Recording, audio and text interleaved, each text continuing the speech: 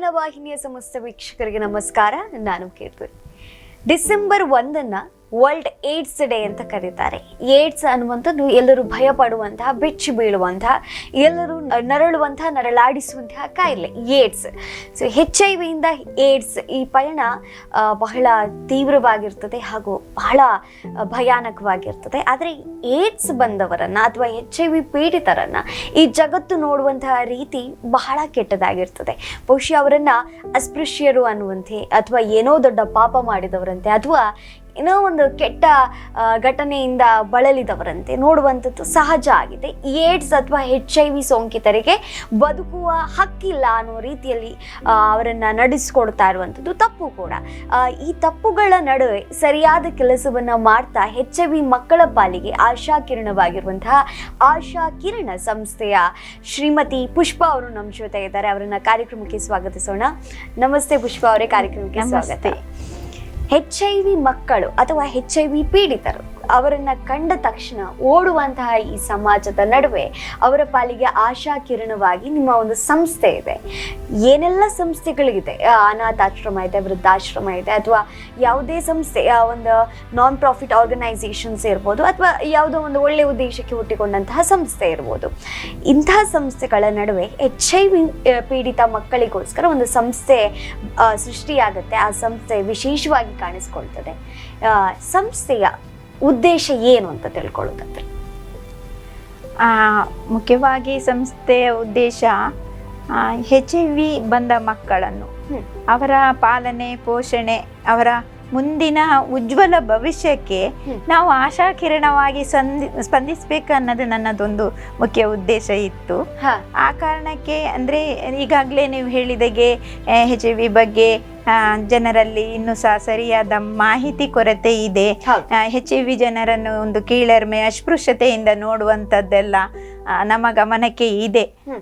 ಆ ಕಾರಣದಿಂದ HIV ಇಂದ ಬಳಲ್ತಿರುವ ಮಕ್ಕಳಿಗೆ, ಅಂದ್ರೆ ಅವರಿಗೆ ಈಗ ತಂದೆ ತಾಯಿಯನ್ನು ಕಳ್ಕೊಂಡು ಅಮ್ಮನ ಪ್ರೀತಿಯೇ ಇಲ್ಲದ ಮಕ್ಕಳಿಗೆ ನಾನು ಅಮ್ಮನಾಗಬೇಕು ಅನ್ನೋದೊಂದು ನನ್ನ ಆಸೆ ಸಾಧಾರಣ ಒಂದು 10-20 ವರ್ಷದ ಹಿಂದೆ ಇತ್ತು.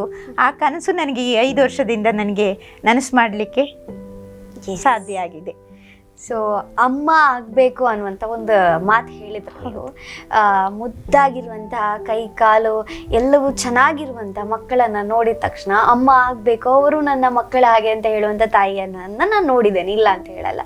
ಅಂದರೆ HIV ಪೀಡಿತ ಮಕ್ಕಳಿಗೂ ನಾನು ಅಮ್ಮ ಆಗಬಲ್ಲೆ ಅನ್ನುವಂಥ ನಿಮ್ಮ ಮಾತು ಹೇಳಿದ್ರಲ್ಲ, ಅದಕ್ಕೆ ನಮ್ಮೆಲ್ಲರ ಮೆಚ್ಚುಗೆ ಇದೆ. ನಿಮ್ಮ ಬಗ್ಗೆ ತಿಳ್ಕೊಳ್ಳೋದಾದರೆ ಶ್ರೀಮತಿ ಪುಷ್ಪ ಅವರ ಜೀವನ ಅಥವಾ ವಿದ್ಯಾಭ್ಯಾಸ, ಅಥವಾ ನೀವು ಏನು ಮಾಡ್ತಾ ಇದ್ರಿ ಮುಂಚೆ, ಈಗ ಏನು ಮಾಡ್ತಾ ಇದ್ದೀರಿ? ನನ್ನ ಜೀವನ ಅಂದರೆ ನಾನು ಸೋಷಿಯಲ್ ವರ್ಕರ್. ಸಾಧಾರಣ ಒಂದು ಈಗ ಪ್ರಸ್ತುತ ಅಂದರೆ ಇದು ಸಹ ಸಮಾಜ ಸೇವೆ ಆಗಿರುವ ಕಾರಣದಿಂದ ಒಂದು 20 ವರ್ಷಗಳ ಕಾಲದಿಂದ ನನ್ನ ಸಮಾಜ ಸೇವೆಯಲ್ಲಿ ನಾನು ತೊಡ್ಕೊಂಡಿದ್ದೇನೆ. ನನ್ನ ಮೊದಲನೆಯದಾಗಿ ನಾನು ಸಮಾಜ ಸೇವೆಯಲ್ಲಿ ತೊಡಗಂದ್ರೆ HIV ಬಗ್ಗೆನೇ ನಾನು ಒಂದು ಸಂಸ್ಥೆಯಲ್ಲಿ, ಸ್ವಯಂ ಸೇವಾ ಸಂಸ್ಥೆಯಲ್ಲಿ ನಾನು ಕಾರ್ಯಕರ್ತಳಾಗಿ ನಾನು ಮೊದಲು ಆ ಸಂಸ್ಥೆಯಲ್ಲಿ ಕಾರ್ಯನಿರ್ವಹಿಸ್ತಿದ್ದೆ. ಹಲವಾರು ಅಂದ್ರೆ HIVಗೆ ಸಂಬಂಧಪಟ್ಟಂತೆ ಬೇರೆ ಬೇರೆ ಕಾರ್ಯಕ್ರಮಗಳಲ್ಲಿ, ಸಮುದಾಯ ಆರೋಗ್ಯ ವಾಹಿನಿ ಅಂತ ಕಾರ್ಯಕ್ರಮದಲ್ಲಿ ಅಲ್ಲಿ ನಾನು ನಿರ್ದಿಷ್ಟ ಗುರಿ ಗುಂಪಿನೊಂದಿಗೆ ಆಪ್ತ ಸಮಾಲೋಚಕಳಾಗಿ ಸುಮಾರು 16 ವರ್ಷದ ಸೇವೆ ಸಲ್ಲಿಸಿದ್ದೇನೆ. ನಂತರ ಈ HIV ಮಕ್ಕಳ ಪಾಲನೆ ಪೋಷಣೆ ಮಾಡೋ ನಿಟ್ಟಲ್ಲಿ ನಾನು ಮಾಡಬೇಕು ಅನ್ನೋ ಹಂಬಲ ನನ್ನ ಮುಖ್ಯ ಉದ್ದೇಶದಾಗಿತ್ತು. ಈಗ ಮಾಡ್ತಾ ಇದ್ದೆ. ಸೊ ನಾನು ಅವಾಗಲೇ ಹೇಳಿದೆ, ಸಾಕಷ್ಟು ಕಾಯಿಲೆಗಳಿದೆ ಸುತ್ತಮುತ್ತ, ಆದರೆ HIV ಮೇಲೆ, HIV ಪೀಡಿತ ಮಕ್ಕಳ ಮೇಲೆ ಯಾಕೆ ನಿಮಗೆ ಇಷ್ಟು ಒಲವು? HIV ಪೀಡಿತ ಮಕ್ಕಳನ್ನೇ ನೀವು ಯಾಕೆ ಗುರಿಯಾಗಿಸ್ಕೊಂಡ್ರಿ? ಇದು ಅಂದರೆ ಯಾಕೆ ಗುರಿಯಾಗಿಸಿಕೊಂಡಿದ್ದೇನೆ ಅನ್ನುವ ಮಾತಿಗೆ ನಾನು ಹೇಳಬೇಕು ಅಂದರೆ, ನಾವು ನಿರತರಾದ ಸಂದರ್ಭದಲ್ಲಿ, ಕಾರ್ಯಕ್ಷೇತ್ರದಲ್ಲಿ HIV ಬಂದ ಅಂಥವರಿಗೆ ಬೇರೆ ಬೇರೆ ರೀತಿಯಲ್ಲಿ ಈಗ ಆಸ್ಪತ್ರೆಯಲ್ಲಿ ಅವರಿಗೆ ಬೇಕಾದ ಚಿಕಿತ್ಸೆಗಳಿವೆ, ಮತ್ತೆ ಅವರಿಗೆ ಬೇಕಾದ ಸೌಲಭ್ಯಗಳು ಸಹ ಕೆಲವು ಸ್ವಯಂ ಸೇವೆ ಸಂಸ್ಥೆಗಳಲ್ಲಿ ನಡೆಸ್ತಾ ಇದ್ದಾರೆ ಎನ್ನ ಮಾತಿತ್ತು. ಆದರೆ ಬಂದಂಥ ಚಿಕ್ಕ ಮಕ್ಕಳ ಸೇವೆ ಅಂದರೆ ಯಾವುದೇ ರೀತಿಯಲ್ಲಿ ಅಂದರೆ ಸರ್ಕಾರದ ವತಿಯಿಂದ ಈ ಮಕ್ಕಳಿಗೆ ಎಲ್ಲೇ ಒಂದು ಆಶ್ರಮ ಅಥವಾ ಹಾಸ್ಪಿಟಲಲ್ಲಿ ಈ ಮಕ್ಕಳ ಆರೈಕೆ ಮಾಡೋದ್ರಲ್ಲಿ ಸ್ವಲ್ಪ ಹಿಂಜರಿದಿದ್ದಾರೆ. ಇದು ನಾವು ಕ್ಷೇತ್ರದಲ್ಲಿ ಕಾರ್ಯನಿರತರಾದ ಬಂದಂಥ ಜನರಲ್ಲಿ ಬಂದಂಥ ಮಾಹಿತಿ. ನೀವು HIV ಬಂದವರನ್ನು ಅಂದರೆ ಮಕ್ಕಳಲ್ಲದೆ ದೊಡ್ಡವರನ್ನು ನೋಡುವ ವ್ಯವಸ್ಥೆಗಳೆಲ್ಲ ಇದೆ, ಮಕ್ಕಳಿಗೆ ಏನು ಮಾಡ್ತೀರಾ ಅನ್ನೋದೊಂದು ಪ್ರಶ್ನೆ ಇತ್ತು. ಆ ಸಂದರ್ಭದಲ್ಲಿ ನಾನು ಮೊದಲು ಸ್ವಯಂ ಸೇವಾ ಸಂಸ್ಥೆಯಲ್ಲಿ ಕಾರ್ಯನಿರ್ವಹಿಸಬೇಕಾದ ಸಂದರ್ಭದಲ್ಲಿ ಒಂದು ಮಗುವಿನ ಅಂದರೆ ನಮ್ಮ ಪ್ರಾಜೆಕ್ಟಲ್ಲ ಬೇರೆ ಒಂದು ಇದರಲ್ಲಿ ಸಿಕ್ಕಿದ ಸಂದರ್ಭದಲ್ಲಿ ಆ ಆರ್ಗನೈಸರ್ ಮೇಯ್ನ್ ಆಗಿ ಡೈರೆಕ್ಟರ್ ಅದಕ್ಕೆ ಒಂದು ನಮ್ಮಲ್ಲೆಲ್ಲ ಕೂತು ಒಂದು ನಿರ್ಧಾರಕ್ಕೆ ಬಂದು ಇಂಥ ಮಕ್ಕಳ ಆಶ್ರಮ ಮಾಡಿದರೆ ಆಗ್ಬೋದು, ನಾವು HIV ಬಗ್ಗೆ ಇಷ್ಟು ವರ್ಷದಿಂದ ಕೆಲಸ ಮಾಡ್ತಾ ಇದ್ದೇವಲ್ಲ ಅಂತ ಗಮನದಲ್ಲಿ ಆ ಒಂದು ಮಗುಗೋಸ್ಕರ ಈಗ ದೊಡ್ಡ ಸಂಸ್ಥೆಯಾಗಿ ಬೆಳೆದಿದೆ ಅದು ಸಹ. ಆ ಸಂದರ್ಭದಲ್ಲಿ ನಾನು ಕಾರ್ಯಕರ್ತಳಾಗಿದ್ದೆ. ಮತ್ತು ಈ ಮಕ್ಕಳಿಗೆ ಬೇಕಾಗಿ ನಾವು ಹಲವಾರು ಬೇರೆ ಬೇರೆ ಜಿಲ್ಲೆಗಳಲ್ಲಿ ಬೀದಿ ನಾಟಕ HIV ಅವೇರ್ನೆಸ್ ಬಗ್ಗೆ ಬೀದಿ ನಾಟಕದಲ್ಲಿ ನಾನು ಹೋಗ್ತಾ ಇದ್ದೆ.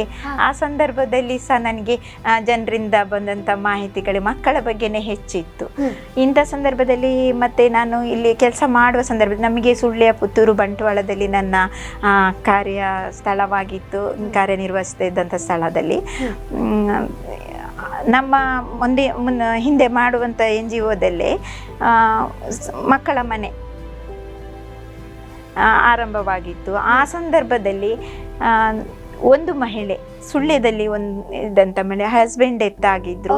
ಅವರಿಗೆ 3 ಮಕ್ಕಳು, ಚಿಕ್ಕ ಚಿಕ್ಕ ಮಕ್ಕಳು, 3 ಮಕ್ಕಳು. ಈ ಮಕ್ಕಳಂತಂದು ಆ ಸಂಸ್ಥೆಗೆ ಬಂದಂಥ ಸಂದರ್ಭದಲ್ಲಿ ಅಲ್ಲಿ ನಾವು ಕಾರ್ಯಕರ್ತರಾದ ಕಾರಣ ನಾವು ಒಂದೊಂದು ದಿವಸ ಹೋಗಿ ಆ ಮಕ್ಕಳ ಸೇವೆಯಲ್ಲಿ ನಾವು ತೊಡಗ್ತಾ ಇದ್ದು. ಆ ಸಂದರ್ಭದಲ್ಲಿ ಆ ಮಹಿಳೆ ಸಹ ಡೆತ್ ಆದರು. ಆ ಡೆತ್ ಆದಂಥ ಸಂದರ್ಭದಲ್ಲಿ ಆ ಚಿಕ್ಕ ಮಕ್ಕಳ ಅಳು, ಆಕ್ರಂದನ ನಿಜವಾಗಿ ನನಗೆ ಅಳು ತಂತು. ಆ ದಿನ ನಾನು ನಿರ್ಧಾರ ಮಾಡಿದೆ, ಎಲ್ಲ ನನಗೆ ಸಹ ಆಗ ಚಿಕ್ಕ ಮಕ್ಕಳೇ ಇದ್ದರು, ಇಂಥ ಮಕ್ಕಳ ಆರೈಕೆ ಪಾಲನೆ ಪೋಷಣೆ ನನಗೆ ದೇವರು ಒದಗಿಸ್ಕೊಟ್ರೆ ನಾನು ಅಮ್ಮಾಗಿ ಮಾಡ್ತೇನೆ ಅನ್ನೋ ನಿರ್ಧಾರ ಆ ದಿವಸ ನಾನು ಮಾಡಿದ್ದೆ. ಅದನ್ನು ನಾನು ಈಗ ನೆರವೇರಿಸ್ತಾ ಇದ್ದೀನಿ. ಎಸ್. ಸೊ ಆ ದಿನ ಒಂದು ತಾಯಿ ಹೃದಯಕ್ಕೆ ಆ ಆಕ್ರಂದನ ಕೇಳಿತು. ಆ ಆಕ್ರಂದನ ಆಶಾ ಕಿರಣ ಅನ್ನುವಂಥ ಸಂಸ್ಥೆಗೆ ನಾಂದಿ ಆಯಿತು. ಎಷ್ಟು ಮಕ್ಕಳಿದ್ದಾರೆ ಮೇಡಮ್ ನಿಮ್ಮ ಸಂಸ್ಥೆ? ನಮ್ಮಲ್ಲಿ ಈಗ ಅಂದರೆ 6 ವರ್ಷದಿಂದ 18 ವರ್ಷದೊಳಗೆ ಮತ್ತು ಮಕ್ಕಳ ಕಲ್ಯಾಣ ಸಮಿತಿ ಮತ್ತು ಮಕ್ಕಳ ರಕ್ಷಣಾ ಘಟಕ ಅದರ ಅನುಮತಿಯೊಂದಿಗೆ ನಾವು ಆ ಮಕ್ಕಳನ್ನು ಇಡಬೇಕಾಗ್ತದೆ. ಸಾಧಾರಣ ನಮಗೀಗ 5 ವರ್ಷದಿಂದ ಬಂದು ಹೋದ ಮಕ್ಕಳಲ್ಲಿ ಸಾಧಾರಣ 30-35 ಮಕ್ಕಳಾಗಿದ್ದಾರೆ. ಅಂದರೆ ಪ್ರಸ್ತುತ ಈಗ 10 ಜನ ನಮ್ಮ ಆಶ್ರಮದಲ್ಲಿ ಇದ್ದಾರೆ. ಲಾಸ್ಟ್ ಟೈಮ್ ಕೊರೋನಾ ಸಂದರ್ಭದಲ್ಲಿ ಒಂದೇ ವರ್ಷದಲ್ಲಿ 6 ಮಕ್ಕಳನ್ನು ರಿಲೀಸ್ ಮಾಡಿ ಕಳಿಸಿದ್ದಾರೆ. ಯಾಕೆಂದರೆ ಆ ಕೊರೋನಾದ ಸಂದಿಗ್ಧ ಪರಿಸ್ಥಿತಿಯಲ್ಲಿ ಮಕ್ಕಳಿಗೆ ವಾರಕ್ಕೊಮ್ಮೆ ಫೋನು ಕೊಡುವಂಥ ರೂಲ್ಸ್ ಇದೆ. ಹಾಗಾಗಿ ಆ ಮಕ್ಕಳ ಕೇರ್ ಟೇಕರ್ ಅಥವಾ ಸಿಂಗಲ್ ಪ್ಯಾರೆಂಟ್ ಅಥವಾ ಅಪ್ಪ ಅಮ್ಮ ಇದ್ದವರು ಸಹ ಅಲ್ಲಿ ಅವರು ಈ ಮಕ್ಕಳಲ್ಲಿ ಮಾತಾಡುವಾಗ ತುಂಬ ಭಯದಿಂದ ಏನಾಗ್ತದೋ ಈ ದಕ್ಷಿಣ ಕನ್ನಡ ಜಿಲ್ಲೆಯಲ್ಲಿ ಅಂದರೆ TV ಮಾಧ್ಯಮದಲ್ಲಿ ಎಲ್ಲ ಮಾಹಿತಿಗಳನ್ನು ನೋಡ್ತಾ ಇದ್ದಾಗ ಒಂದು ಗಾಬರಿ ಅಂದರೆ ಆ ಸಂದರ್ಭದಲ್ಲಿ ಎಲ್ಲರೂ ಸಹ ಗೊಂದಲಕ್ಕೀಡಾಗಿದ್ದರು. ಆ ಟೈಮಲ್ಲಿ ಆ ಮಕ್ಕಳನ್ನು ಅಯ್ಯೋ ಇದ್ದರೆ ನಾವು ಹೇಗಾದರೂ ಮಾಡಿ ನಮ್ಮೊಟ್ಟಿಗೆ ಆ ಮಗುವನ್ನು ಇಲ್ಲೇ ಇಟ್ಕೊಳ್ಳುವ ಅನ್ನೋ ಒಂದು ಅವರಲ್ಲಿ ಒಂದು ಇದು ಹಾಗೆ ಅನಿಸಿತು. ಆ ಸಂದರ್ಭದಲ್ಲಿ ನಮಗೆ ಕರ್ಕೊಂಡು ಹೋಗ್ತೇವೆ ಅನ್ನೋ ಸಂದರ್ಭದಲ್ಲಿ ನಾವು ಒಮ್ಮೆನೇ 6 ಮಕ್ಕಳನ್ನು ರಿಲೀಸ್ ಮಾಡಿ ಕಳಿಸಿದ್ದು. ನಂತರ ಈಗ 10 ಜನ ಮಕ್ಕಳನ್ನ ನಮಗೆ ಅಂದರೆ JJ ಆಕ್ಟ್ ಪ್ರಕಾರ 25 ಮಕ್ಕಳನ್ನು ನೋಡ್ಬೋದು. ಹಾಗೆ ನಾವು ಈಗ ಸದ್ಯದಲ್ಲಿ 10 ಮಕ್ಕಳು 25 ಮಕ್ಕಳು ನೋಡುವ ಸಂದರ್ಭದ್ದು ಸಹ ನಮಗೆ ಅದಕ್ಕೆ ಅಂತ ಮಕ್ಕಳಿಗೆ ಬೇಕಾದಂಥ ವ್ಯವಸ್ಥೆಗಳೆಲ್ಲ ಆಗಬೇಕು. ನನಗೆ ಮುಖ್ಯವಾಗಿ ಅದಕ್ಕೆ ಬೇಗ ಸ್ವಂತ ಕಟ್ಟಡ ಇಲ್ಲ, ಬಾಡಿಗೆ ಕಟ್ಟಡದಲ್ಲಿ ಈಗ ನಡೆಸ್ತಾ ಇದ್ದೇವೆ. ಎಕ್ಸ್ಪೆನ್ಸ್ ಜಾಸ್ತಿ ಆಗ್ತದೆ. ಮತ್ತು ಮಕ್ಕಳ ಆರೋಗ್ಯ ಸಹ ದಿನದಿಂದ ದಿನಕ್ಕೆ ಯಾವ ರೀತಿಯಲ್ಲಿ ಅವರು ಇರ್ತಾರೆ ಅನ್ನಲಿಕ್ಕೆ ಹೇಳಲಿಕ್ಕೆ ಸಾಧ್ಯ ಇಲ್ಲ. ಒಮ್ಮೆ ಮಗು ಚೆನ್ನಾಗೇ ಇದ್ದ ಮಗು ಮರುದಿವಸವೇ ಫೀವರಿಂದ ಬಳಲ್ತಾ ಇರ್ಬೋದು, ಅಥವಾ TB ಅಟ್ಯಾಕ್ ಆಗುವ ಸಾಧ್ಯತೆ ಇದೆ. ಬೇರೆ ಬೇರೆ ಅವರಿಗೆ ರೋಗ ಲಕ್ಷಣಗಳು ಕಂಡು ಬಂದ ಸಂದರ್ಭದಲ್ಲಿ ನಾವು ಅಷ್ಟೇ ತುಂಬ ಕಾಳಜಿಯಿಂದ ಮಕ್ಕಳ ಪಾಲನೆ ಮಾಡಬೇಕಾಗುತ್ತೆ. ತುಂಬ ಮಕ್ಕಳ ಹಾಕೊಳ್ಳೋದು ಮುಖ್ಯವಲ್ಲ, ಸ್ವಲ್ಪ ಮಕ್ಕಳನ್ನಿಟ್ಟು ಉತ್ತಮ ಆರೋಗ್ಯ ಉತ್ತಮ ಶಿಕ್ಷಣ ಕೊಡ್ಬೇಕನ್ನೋದು ನನ್ನ ಆಸೆ. ಸೊ ನೀವು ಹೇಳಿದ್ರು ಉತ್ತಮ ಶಿಕ್ಷಣ ಉತ್ತಮ ಆರೋಗ್ಯ ಅಂತ, ಇದು ಯಾವುದು ಫ್ರೀಗೆ ಸಿಗುವಂಥದ್ದಲ್ಲ, ಅದಕ್ಕೆ ತುಂಬಾ ಖರ್ಚುಗಳು ಕೂಡ ಇರ್ತದೆ. ಶಿಕ್ಷಣ ಅನ್ನುವಂಥದ್ದು ನೀವು ಅವರಿಗೆ ವಿದ್ಯಾಭ್ಯಾಸ ಹೇಗೆ ಕೊಡಿಸ್ತೀರಾ? ವಿದ್ಯಾಭ್ಯಾಸ ಅಂದ್ರೆ ಎಲ್ಲ ಸ್ಕೂಲ್ ಕಾಲೇಜಲ್ಲಿ ನಮ್ಮಲ್ಲಿ ಈಗ 5 years ಇಂದ ಇರೋ ಮಕ್ಕಳು ಸೆಕೆಂಡ್ ಇಯರ್ ಡಿಗ್ರಿಯಲ್ಲಿ ಇದ್ದಾರೆ. ಬೇರೆ ಕಾಲೇಜ್ ಅಥವಾ ಸ್ಕೂಲ್ಗಳಿಗೆ ಹೌದು, ನಮ್ಮ ಆಶ್ರಮದಲ್ಲೇ ಯಾವ ಮಕ್ಕಳಿಗೆ ಸ್ಕೂಲು ಅಥವಾ ಕಾಲೇಜ್ ಇಲ್ಲ. ಒಂದು ಎಲ್ಲ ಗೌರ್ಮೆಂಟ್ ಕಾಲೇಜು, ಗೌರ್ಮೆಂಟ್ ಸ್ಕೂಲು ಮತ್ತೆ ಪ್ರೈವೇಟ್ ಸ್ಕೂಲಿಗೂ ಸಹ ಹೋಗ್ತಾ ಇದ್ರು ಮಕ್ಕಳು. ಈಗ ಗೌರ್ಮೆಂಟ್ ಸ್ಕೂಲಲ್ಲೇ ಒಳ್ಳೆ ಉತ್ತಮವಾದ ಒಂದು ಇಂಗ್ಲಿಷ್ ಮೀಡಿಯಂ ಸ್ಕೂಲಲ್ಲಿ ನಮ್ಮಲ್ಲಿ 3 ಮಕ್ಕಳು ಇಂಗ್ಲಿಷ್ ಮೀಡಿಯಂಗೆ ಹಾಕಿದ್ದೇವೆ. ಅವರಿಗೆ HIV ಇದೆ ಅನ್ನುವಂತಹ ಮಾಹಿತಿ ಏನಾದರೂ ಅವರು ಕಲಿಯುವಂತಹ ಪ್ರದೇಶದಲ್ಲಿ ಗೊತ್ತಿದೆಯಾ ಅಂತ? ನೀವು ಅದನ್ನ ಹೇಗೆ ಮಾಹಿತಿಯನ್ನು ಇಟ್ಕೊಳ್ತೀರಿ? ಗುಪ್ತವಾಗಿ ಇಟ್ಕೊಳ್ತೀರಾ ಅಥವಾ HIV ಇದೆ ಅಂತ ಪಬ್ಲಿಕ್ ಅಲ್ಲಿ ಸಮಾಜದಲ್ಲಿ ಗೊತ್ತಾಗುವಾಗಿರುತ್ತಾ ಅಂತ? ಗುಪ್ತವಾಗಿ ಅಂದರೆ ನಾವೀಗ ಸ್ಕೂಲ್ ಕಾಲೇಜಲ್ಲಿ ಪ್ರಿನ್ಸಿಪಾಲ್ ಅಥವಾ ಮುಖ್ಯೋಪಾಧ್ಯಾಯರಲ್ಲಿ ಆ ಮಗುವಿನ ಬಗ್ಗೆ ನಾವು ತಿಳಿಸ್ತೇವೆ. ಯಾಕೆಂದರೆ ಸ್ಕೂಲಲ್ಲಿ ಸ್ವಲ್ಪ ಕೇರ್ ತಗೊಳ್ಬೇಕಾಗುತ್ತೆ, ಅಲ್ಲಿ ತಿಳಿಸ್ತೇವೆ. ಮತ್ತು ನಾವು ಆಶ್ರಮ ನಡೆಸುವಂಥ ಇದರಲ್ಲಿ ಗೌಪ್ಯತೆಯಲ್ಲೇ ಇದೆ. ಹಾಗಾದರೆ ಎಲ್ಲ ಇದರಲ್ಲಿ ಪಬ್ಲಿಕ್ ಆಗಿವಾಗ ಬಂದು ನಮ್ಮಲ್ಲಿ ಕೇಳ್ತಾರೆ, ಇದು HIV ಇಂದ ಇರುವ ಮಕ್ಕಳ ಆಶ್ರಮ ಹೌದು. ಮತ್ತು ಅವರಿಗೆ ಗೊಂದಲದಲ್ಲಿದ್ದವರಿಗೆ HIV ಬಗ್ಗೆ ಕುಳಿತು ಒಂದು ಅರ್ಧ ಗಂಟೆ ಅವರಿಗೆ ಮಾಹಿತಿ ಕೊಟ್ಟ ನಂತರ ಯಾವುದೇ ರೀತಿ ತೊಂದರೆ ಆಗಲ್ಲ. ನಾವು ಹೇಳ್ತೇವೆ ನಮ್ಮ ದಕ್ಷಿಣ ಕನ್ನಡದಲ್ಲಿ ಬುದ್ಧಿವಂತ ಜಿಲ್ಲೆ, ಬುದ್ಧಿವಂತರು ಅಂತ. ಆದರೂ ಸಹ HIV ಬಗ್ಗೆ ಸ್ವಲ್ಪ ನನಗೆ ಈಗ 1-2-3 ವರ್ಷದ ಹಿಂದೆ ಸಹ ನಮ್ಮ ಆಶ್ರಮದ ಒಂದು ಕಡೆಯಿಂದ ಒಂದು ಕಡೆ ಶಿಫ್ಟ್ ಆಗುವಾಗ ಈ ನೀವು ಹೇಳುವ ಸಂದರ್ಭದಲ್ಲಿ ಅಂದರೆ ಎಲ್ಲೋ ಒಂಥರ ಗೌಪ್ಯತೆ ಇದ್ರೂ ಸಹ ಜನರಿಗೆ ಮಾಹಿತಿ ಇಲ್ಲದ ಕಾರಣ ಒಂದು ಕೀಳರಿಮೆ, ಅಸ್ಪೃಶ್ಯತೆ, ಈ ಮಕ್ಕಳನ್ನ ಇಲ್ಲಿ ಇಟ್ಟಿದ್ದಾರಲ್ಲೋ, ಇಲ್ಲಿ ಸುತ್ತಮುತ್ತಲು ಏನಾದರೂ HIV ಸ್ಪ್ರೆಡ್ ಆಗುವ ಸಾಧ್ಯತೆ ಇದೆ ಏನೋ ಅನ್ನೋ ಒಂದು ಆತಂಕ ಇತ್ತು. ಅದನ್ನು ನಾವು ಆ ಟೈಮಲ್ಲೇ ಅವರ ಯಾವ ಪರ್ಸನ್ ನಮ್ಮಲ್ಲಿ ಅದನ್ನು ಕ್ವಶನ್ ಮಾಡಿದರೆ ಅವರ ಬಳಿಯಲ್ಲಿ ಫೋನ್ ಮುಖಾಂತರ ನಾವು ಪ್ರಾಬ್ಲಮನ್ನು ಕ್ಲಿಯರ್ ಮಾಡಿದ್ದು. ಆ ನಂತರ ಏನು ಬರಲಿಲ್ಲ. ಎಸ್. ಸೊ ನೀವು ಹೇಳಿದ್ರಿ ಗೌಪ್ಯತೆಯನ್ನ ನಾವು ಮೇಂಟೈನ್ ಮಾಡ್ತೇವೆ, ಅದು ಅನಿವಾರ್ಯತೆ ಕೂಡ ಮೇಂಟೈನ್ ಮಾಡ್ಬೇಕಾಗುತ್ತೆ, ಇಲ್ಲದ್ರೆ ಆ ಮಕ್ಕಳನ್ನ ಬೇರೆ ಬೇರೆ ರೀತಿ ನೋಡ್ಲಿಕ್ಕೆ ಶುರು ಮಾಡ್ತಾರೆ. ನಿಮಗೆ ಈ ಸಂಸ್ಥೆಗೆ ಬೆಂಬಲವಾಗಿ ನಿಂತವರು ಯಾರೆಲ್ಲ ಇದ್ದಾರೆ? ಯಾರೆಲ್ಲ ಅಂದ್ರೆ ನಮ್ಗೆ ನಿಜವಾಗಿ ನಮ್ಮ ಆಶಾಕಿರಣಕ್ಕೆ ಈಗ ನಾನು ಮತ್ತು BK ಇಮ್ತಿಯಾಜ್ ಇಬ್ಬರು ಒಟ್ಟಿಗೆ ನಾವು ಈ ನಡೆಸುವಂತ ಸಂಸ್ಥೆ. ನಮಗೆ ನಮ್ಮ ಸಂಸ್ಥೆಯಲ್ಲಿ 3 ಧರ್ಮದ ಮಕ್ಕಳು ಇದ್ರು, ಹಿಂದೂ, ಮುಸ್ಲಿಂ, ಕ್ರೈಸ್ತ ಮಕ್ಕಳು ಈ 5 ವರ್ಷದಲ್ಲಿ. ನನ್ನ ಉದ್ದೇಶವೂ ಆಗಿತ್ತು, ನಾನಂದ್ರೆ ಸಂಸ್ಥೆ ಸ್ಟಾರ್ಟ್ ಮಾಡುವಾಗ 3 ಧರ್ಮದವರನ್ನು, ಈ ಕೊರೋನಾ ಹೇಗೆ 3 ಧರ್ಮದಲ್ಲಿ ಈಗ ಬಂದು ಹೋಯ್ತು, ಅದೇ ರೀತಿ HIV ಸಹ ಎಲ್ಲ ಧರ್ಮದಲ್ಲೂ HIV ಪೇಷಂಟ್ಗಳಿದ್ದಾರೆ. ಈಗ 3 ಧರ್ಮದ ಮಕ್ಕಳು ನಮಗೆ ಸಿಗುವಾಗ 3 ಧರ್ಮದವರು ನಾವು ಸೇರಿ ಮಾಡ್ಬೇಕನ್ನೋದು ನನ್ನ ಆಸೆ. ಅದೇ ರೀತಿಯಲ್ಲಿ ಮಾಡಿದ್ದು. ಕಾರಣಾಂತರದಿಂದ ನಮಗೆ ಕ್ರೈಸ್ತ ಧರ್ಮದವರು ಅವರಿಗೆ ಸ್ವಲ್ಪ ಅವರ ವೈಯಕ್ತಿಕ ಸಮಸ್ಯೆಗಳಿಂದ ರಿಸೈನ್ ಮಾಡಿ ಹೋದರು. ಈಗ ಹಿಂದೂ ಮತ್ತು ಮುಸ್ಲಿಂ ಇಬ್ಬರು ಒಟ್ಟಿಗೆ ನಡೆಸ್ತಾ ಇದ್ದೇವೆ. ಸದ್ಯದಲ್ಲಿ ನನಗೆ ಇನ್ನೊಂದು ಧರ್ಮದವ್ರನ್ನು ನನ್ನ ಸಂಸ್ಥೆಗೆ ಕೈ ಜೋಡಿಸ್ಬೇ ಒಟ್ಟಿಗೆ ಸೇರಿಸಿ ನಾನು ನಡೆಸುವ ಆಲೋಚನೆಯಲ್ಲಿದ್ದೇನೆ. ಇದು ಕೇವಲ HIV ಪೀಡಿತರಿಗೋಸ್ಕರ ಮಾತ್ರ ಅಲ್ಲ, ಇದು ಹಿಂದೂ ಧರ್ಮ ಅಥವಾ ಮುಸ್ಲಿಂ ಧರ್ಮ, ಕ್ರಿಶ್ಚಿಯನ್ ಧರ್ಮದ ಭಾವೈಕ್ಯತೆಯ ಸಂಕೇತವಾಗಿದೆ. ಎಸ್, ಖಂಡಿತವಾಗ್ಲು. ಸೊ ಈ ಒಂದು ಸಂಸ್ಥೆ ಶುರುವಾಗಿ ಎಷ್ಟು ಸಮಯ ಆಯ್ತು? ಯಾವ ಸಂದರ್ಭದಲ್ಲಿ ಈ ಸಂಸ್ಥೆ ಬಂತು? ನಮ್ಮ ಸಂಸ್ಥೆ ಶುರುವಾಗಿ 5 ವರ್ಷ ಕಳೀತಾ ಬಂತು. ಜೂನ್ 1, 2017 ನಾವು ಪ್ರಾರಂಭ ಮಾಡಿದ್ದು. ಈಗ 5 ವರ್ಷದ 6ನೇ ವರ್ಷದಲ್ಲಿ ರನ್ನಿಂಗ್ ಅಲ್ಲಿ ಇದೆ. ಚೆನ್ನಾಗಿ ಹೋಗ್ತಾ ಇದೆ ಮೇಡಮ್. ಅಂದ್ರೆ ನಾವು ಮಾಡುವ ಪ್ರಾಮಾಣಿಕತೆಯ ಕೆಲಸ ಮತ್ತೆ ಮಕ್ಕಳು ದೇವರು, ಅವರ ಕೆಲಸ, ನಾನು ದೇವರ ಕೆಲಸ ಮಾಡ್ತಾ ಇದ್ದೇವೆ ಅಂತ ನಮ್ಮ ಒಂದು ಗಟ್ಟಿ ನಿರ್ಧಾರ, ಸಹನೆ, ತಾಳ್ಮೆ ಮತ್ತೆ ಛಲ ಮಾಡ್ತೇವೆ, ಎಷ್ಟು ಕಷ್ಟ ಬಂದರೂ ಈ ಸಂಸ್ಥೆ ನಡೆಸ್ತೇವೆ ಅನ್ನೋದೊಂದು ಇದ್ದರೆ, ಮತ್ತು ನಿಮ್ಮ ಈ ಸಂದರ್ಭದಲ್ಲಿ ಹೇಳಲೇಬೇಕು, ಇಂಥ ಸಂಸ್ಥೆಗಳನ್ನು ಕೋಟಿಗಟ್ಟಲೆ ಅಥವಾ ತುಂಬ ಹಣ ಇದ್ದು ಇಂಥ ಸಂಸ್ಥೆಗಳನ್ನು ನಡೆಸಲಿಕ್ಕೆ ಮುಂದೆ ಬರ್ತಾರೆ, ಮುಂದೆ ಬಂದಿದ್ದಾರೆ ಅನ್ನೋದೆಲ್ಲ ಜನರಲ್ಲಿ ಇದೆ. ನನಗೆ ಕೆಲವು ವಿಸಿಟರ್ಸ್ ನನ್ನಲ್ಲಿ ಪ್ರಶ್ನೆ ಮಾಡಿದ್ದು ಉಂಟು, ಮೇಡಮ್ ಇದಕ್ಕೆ ನಿಮಗೆ ಹೇಗೆ ಫಿನಾನ್ಷಿಯಲ್ ಸಪೋರ್ಟ್ ಇದೆ, ಯಾವ ರೀತಿ ಆಲೋಚನೆ? ನಿಜವಾಗಿ ಉಂಟಲ್ಲ, ಹಣ ಇರಬೇಕು. ಸ್ಟಾರ್ಟಿಂಗಲ್ಲಿ ಸ್ವಲ್ಪ ನಾನು ಹಣ ಇದು ಮಾಡಿದ್ದೇನೆ, ಆದರೆ ನಂತರದಲ್ಲಿ ನಮಗೆ ಅಂದರೆ ಮಕ್ಕಳಿಗೆ ಬಗೆಗೆ ಹೆಚ್ಚು ಯಾವ ಸಂದರ್ಭದಲ್ಲಿ ಮಕ್ಕಳಿಗೆ ಯಾವ ಕಾಯಿಲೆ ಉಲ್ಬಣಿಸ್ತದೆ ಅಂತ ಹೇಳಲಿಕ್ಕಾಗೋದಿಲ್ಲ, ಆ ಸಂದರ್ಭದಲ್ಲಿ ಹಣ.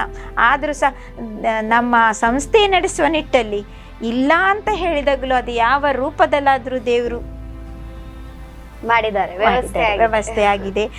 ಯಾವುದೇ ಕಾರಣಕ್ಕೂ ನನ್ನ ಗಮನದಲ್ಲಿದ್ದಂತೆ ನಮ್ಮ ಮೊದಲಿನ ಸಂಸ್ಥೆಯ ಕೆಲವು ಮಾಹಿತಿ ಪ್ರಕಾರ ತುಂಬ ರೆಂಟ್ ಕೊಡದೆ 1 ವರ್ಷ 8 ತಿಂಗಳು ಹೀಗೆ ನಡೆಸಿದ್ದು ನನ್ನ ಗಮನದಲ್ಲುಂಟು. ನಮ್ಮ ಆಶಾ ಕಿರಣಕ್ಕೆ ಅಂಥ ಸಂದರ್ಭ ಬರಲಿಲ್ಲ. ನಾನು ದೇವರಿಗೆ ಮಾತ್ರ ನಿಜವಾಗಿ ಇನ್ನೊಮ್ಮೆ ಈ ಸಂದರ್ಭದಲ್ಲಿ ನಾನು ಪ್ರಾರ್ಥನೆ ಮಾಡಲಿಕ್ಕೆ ನೆನೆಸ್ತೇನೆ. ನನಗೆ ಇದುವರೆಗೂ ಕೊಡದೇ ಇದ್ದದ್ದು ನಮಗೆ ಇನ್ನು ಮುಂದೆಯೂ ಕೊಡಬಾರ್ದು. ಒಳ್ಳೆ ರೀತಿಯಲ್ಲಿ ಈ ಮಕ್ಕಳ ಪಾಲನೆ ಪೋಷಣೆ ನಡೆಸುವಲ್ಲಿ ಎಲ್ಲ ರೀತಿ ಸಹಕಾರ ನನಗೆ ಆ ದೇವರು ಒದಗಿಸ್ಬೇಕು ಅಂತ ಕೇಳ್ತೀನಿ.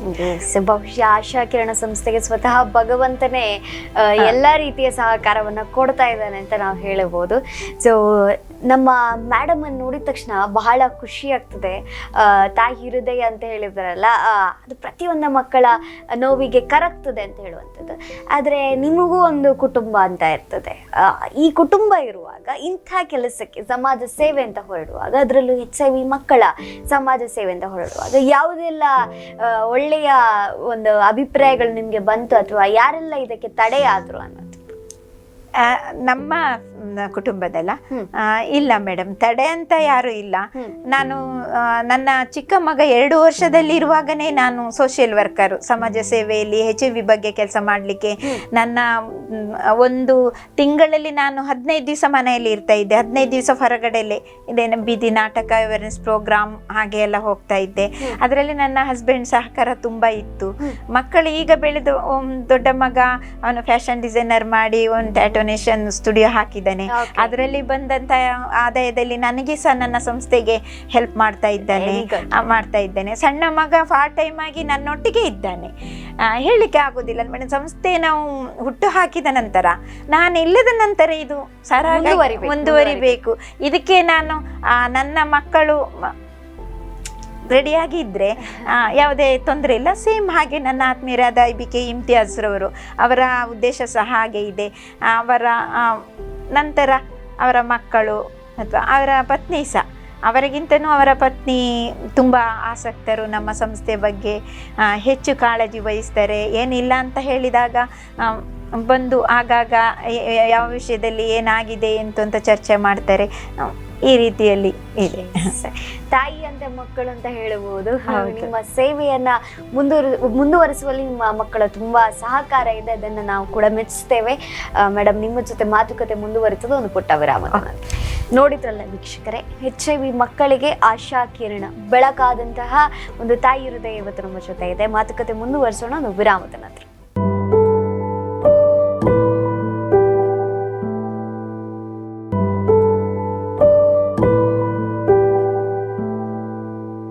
ವಿರಾಮದ ಬಳಿಕ ಮತ್ತೊಮ್ಮೆ ಸ್ವಾಗತ. HIV ಪೀಡಿತ ಮಕ್ಕಳಿಗೆ ಆಶಾ ಕಿರಣವಾದಂತಹ ಸಂಸ್ಥೆಯ ಫೌಂಡರ್ ನಮ್ಮ ಜೊತೆ ಇದ್ದಾರೆ. Madam, welcome back. Yes, so 5 ವರ್ಷದಿಂದ ಇಂತಹ ಮಕ್ಕಳಿಗೆ ಸೇವೆಯನ್ನ ಮಾಡ್ತಾ ಇದ್ದೀರಾ. ಈ ಮಕ್ಕಳಲ್ಲಿ ಈಗ ಮಕ್ಕಳನ್ನ ಕಂಡ ತಕ್ಷಣ ಭಯ ಪಡುವಂತಹ ಜನರೇ ಜಾಸ್ತಿ. ನೀವು ಅಷ್ಟು ಹತ್ತಿರದಿಂದ ನೋಡಿರ್ತೀರಾ. ಈ ಮಕ್ಕಳಲ್ಲಿ HIV ಇಂದ ಆಗುವಂತಹ ಬದಲಾವಣೆ ಏನು? ಮಾನಸಿಕವಾಗಿ ಹೇಗೆಲ್ಲ ಒತ್ತಡದಲ್ಲಿರ್ತಾರೆ ಮಕ್ಕಳು? ಮಾನಸಿಕವಾಗಿ ಆ ಮಕ್ಕಳಲ್ಲಿ ಎಲ್ಲ ರೀತಿಯ ಕೊರತೆಗಳನ್ನು ನಾವು ಗಮನಿಸ್ಬೋದು.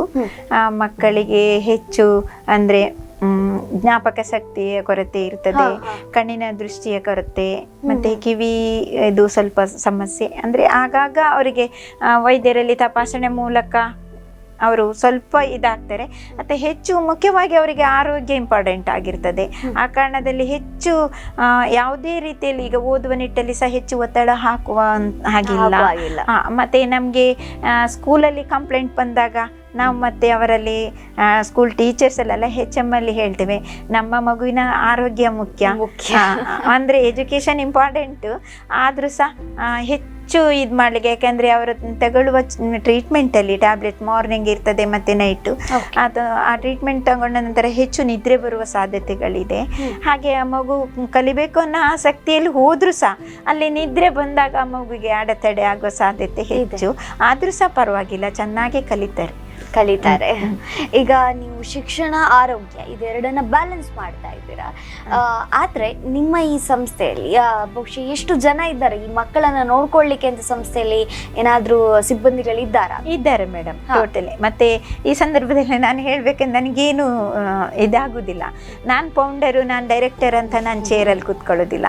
ನನ್ನ ಪ್ರತಿನಿತ್ಯದ ದಿನಚರಿ ಆ ಮಕ್ಕಳೊಂದಿಗೆ, ಅಡಿಗೆ ಮಾಡೋ ನಿಟ್ಟಲ್ಲಿ, ಅವರಿಗೆ ಟ್ರೀಟ್ಮೆಂಟ್ ಕೊಡುವ ನಿಟ್ಟಲ್ಲಿ, ಮಗು ಹುಷಾರಿಲ್ಲದರೆ ಆರೈಕೆ ತಗೊಳ್ಳುವ ನಿಟ್ಟಲ್ಲಿ ಎಲ್ಲ ನನ್ನ ಸೇವೆಗಳನ್ನು ನಾನು ಮಕ್ಕಳೊಟ್ಟಿಗೆ ಕಳೀತಾ ಇದ್ದೀನಿ.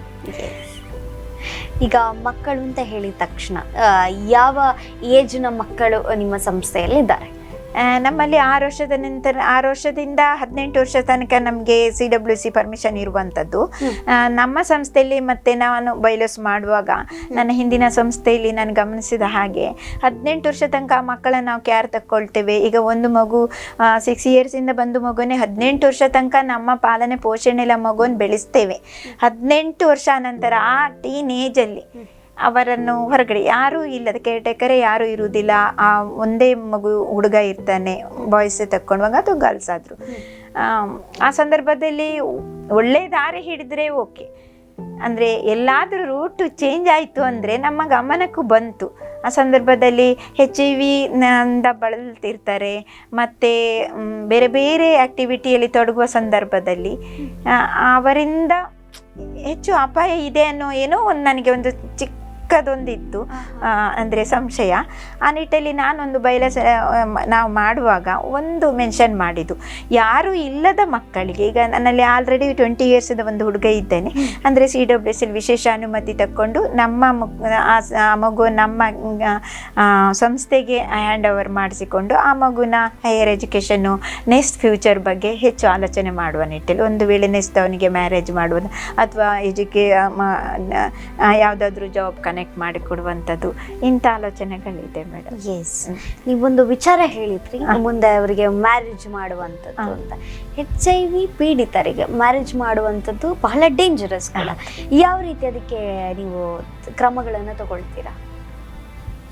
HIV ಪೇಷಂಟ್ಗಳಿಗೆ ಈಗ ಸಾಮಾನ್ಯ ಮನುಷ್ಯರಲ್ಲಿರುವ ಹಾಗೆ ಎಲ್ಲ ಆಸೆ ಆಕಾಂಕ್ಷೆಗಳು ಇದೆ ಹುಡುಗ ಮತ್ತು ಹುಡುಗಿಯಲ್ಲಿ. ಅವರಿಗೆ ಸಹ ಅವರದಾದ ಕನಸುಗಳಿದೆ. ಆ ಕನಸಿಗೆ ಯಾರು ಬ್ರೇಕ್ ಹಾಕುವಂಥದ್ದಿಲ್ಲ. ಆದರೆ HIV ಇದ್ದ ಹುಡುಗಿಯನ್ನೇ ಹುಡುಗನಿಗೆ ಹುಡುಗಿ, ಹುಡುಗಿಗೆ ಹುಡುಗನ ಮದುವೆ ಮಾಡುವ ನಿಟ್ಟಿನಲ್ಲಿ ಈಗ ಹಲವಾರು ನಮ್ಮ ಈ ದಕ್ಷಿಣ ಕನ್ನಡದ ಜಿಲ್ಲೆಯಲ್ಲೇ ಬೇರೆ ಸಂಸ್ಥೆಗಳ ಕಾರ್ಯಗಳನ್ನು ಮಾಡಿದ್ದಾರೆ. ಒಳ್ಳೆ ರೀತಿಯಲ್ಲಿ ಅವರ ಕುಟುಂಬ ಸಾಗ್ತಾ ಇದೆ. ಹಾಗೆ ಅಂದರೆ HIV ಇದ್ದ ಹುಡುಗನು ಹುಡುಗಿರಿಗೂ ಮದುವೆ ಮಾತ್ರ ಆದರೆ ನೆಕ್ಸ್ಟ್ ಅವರ ಫ್ಯೂಚರಲ್ಲಿ ಡೆಲಿವರಿ ಆಗುವ ಮಗುವಿಗೆ ಯಾವುದೇ ರೀತಿಯಲ್ಲಿಯೂ HIV ಬರುವುದಿಲ್ಲ. ಮೆಡಿಸಿನ್ ಆಲ್ರೆಡಿ ಕಂಡು ಹಿಡಿದಿದ್ದಾರೆ. ಎಸ್, ಖಂಡಿತವಾಗ್ಲೂ ನಮ್ಮ ನಮಸ್ತೆ ಡಾಕ್ಟರ್ ಕಾರ್ಯಕ್ರಮದಲ್ಲಿ ಇದ್ರ ಬಗ್ಗೆ ಮಾತಾಡಿದ್ರು.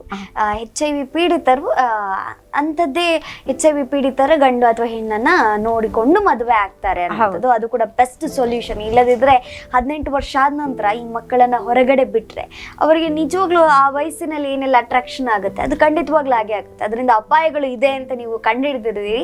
ಅದು ಕೂಡ ನಿಮ್ಮ ಸಮಾಜ ಸೇವೆಯನ್ನು ಎತ್ತು ತೋರಿಸ್ತದೆ, ಸಮಾಜದ ಚಿಂತನೆಯನ್ನ ತೋರಿಸ್ತದೆ. ಈಗ ಮಕ್ಕಳ ಬಗ್ಗೆ ಹೇಳ್ತಾ ಇದ್ರಿ, ನೀವು 5 ವರ್ಷದಿಂದ ಈ ಸಂಸ್ಥೆಯನ್ನ ಮಾಡ್ತಿದ್ರೆ ತುಂಬಾ ಮಕ್ಕಳನ್ನ ನೋಡಿದ್ದೀರಾ. ಆ ಮಕ್ಕಳು ತಂದೆ ತಾಯಿ ಇದ್ದೂ ನಿಮ್ಮ ಬಳಿ ಬರ್ತಾರ ಅಥವಾ ಯಾರೂ ಇಲ್ಲದ ಅನಾಥರನ್ನ ನೀವು ಕರ್ಕೊಂಡು ಬಂದು ಅವರನ್ನ ಪೋಷಣೆ ಮಾಡ್ತಾ ಇದ್ದೀರಿ? ಇದು ನನಗೆ ಒಂದು ರೀತಿಯ ಕ್ಯೂರಿಯಾಸಿಟಿ. ಯಾಕಂತ ಹೇಳಿದ್ರೆ ತಂದೆ ತಾಯಿ ಸ್ವತಃ HIV ಪೀಡಿತ ಮಕ್ಕಳನ್ನ ನೋಡ್ಕೊಳ್ಳಿ ಅಂತ ನಿಮ್ಮ ಹತ್ರ ಬಿಡ್ತಾ ಇದ್ದಾರೆ ಅನ್ನೋದು. ನಮ್ಮಲ್ಲಿರುವಂಥ ಮಕ್ಕಳು ಹೆಚ್ಚು ಮಕ್ಕಳಿಗೆ ತಂದೆ ತಾಯಿ ಯಾರೂ ಇಲ್ಲ. ತಂದೆ ತಾಯಿ ಯಾರೂ ಇಲ್ಲ. ಅಂದರೆ ನಮಗೆ ಬಂದಂಥ ಮಕ್ಕಳಲ್ಲಿ ಬೇರೆ ಬೇರೆ ಸಂಸ್ಥೆಯಲ್ಲಿ ಇದ್ದು ಬಂದಂಥ ಮಕ್ಕಳೇ ಇದ್ದಾರೆ. ಬೇರೆ ಬ್ಯಾಂಗ್ಳೂರು ಈ ಕಡೆ ಇದ್ದ ಸಂಸ್ಥೆಯವರು ಇದ್ದಾರೆ. ಹೆಚ್ಚು ಅಂದರೆ ಅಂದರೆ ಬ್ಯಾಂಗ್ಳೂರಲ್ಲಿ ಇದೆ ಹೀಗೆ ಸ್ವಯಂ ಸೇವಾ ಸಂಸ್ಥೆ HIV ಬಗ್ಗೆ ಕೇರ್ ತಗೊಳ್ಳುವ 2-3 ಸಂಸ್ಥೆ ಇರ್ಬೋದು. ಅಲ್ಲಿದ್ದ ಮಕ್ಕಳು ಸಹ ನಮ್ಮಲ್ಲಿ ಬಂದಿದ್ದಾರೆ. ಮತ್ತು ಈಗ HIV ನೆಟ್ವರ್ಕ್ ಅಂತ ಇದೆ, ಅವರದ್ದೇ HIV ಪಾಸಿಟಿವ್ ನೆಟ್ವರ್ಕ್. ಇಂಥವರ ಕಾಂಟ್ಯಾಕ್ಟ್ ಮುಖಾಂತರ ನಮಗೆ ಮಕ್ಕಳು ಬರ್ತಾರೆ. ಮಕ್ಕಳು ಬಂದಂದರೆ ಹೆಚ್ಚು ಮಕ್ಕಳ ಅಜ್ಜ ಅಜ್ಜಿ ಮಾವ ದೊಡ್ಡಪ್ಪ ಅವ್ರ ಕೇರ್ ತಕ್ಕೊಂಡು ಇಂಥ ಕಡೆ ಅಂದರೆ ಸಂಸ್ಥೆಯಲ್ಲಿ ಯಾವ ಕಡೆ ಒಳ್ಳೆ ಮಕ್ಕಳಿಗೆ ಆಸರೆ ಸಿಗ್ತದೆ ಅದನ್ನು ಜನರಿಗೂ ಸಹ ಯಾರ ಕಿವಿಯಿಂದನಾದರೂ ಬಿದ್ದರೆ ಹುಡುಕಿಕೊಂಡು ಬರುವ ಸಾಧ್ಯತೆ ಇದೆ.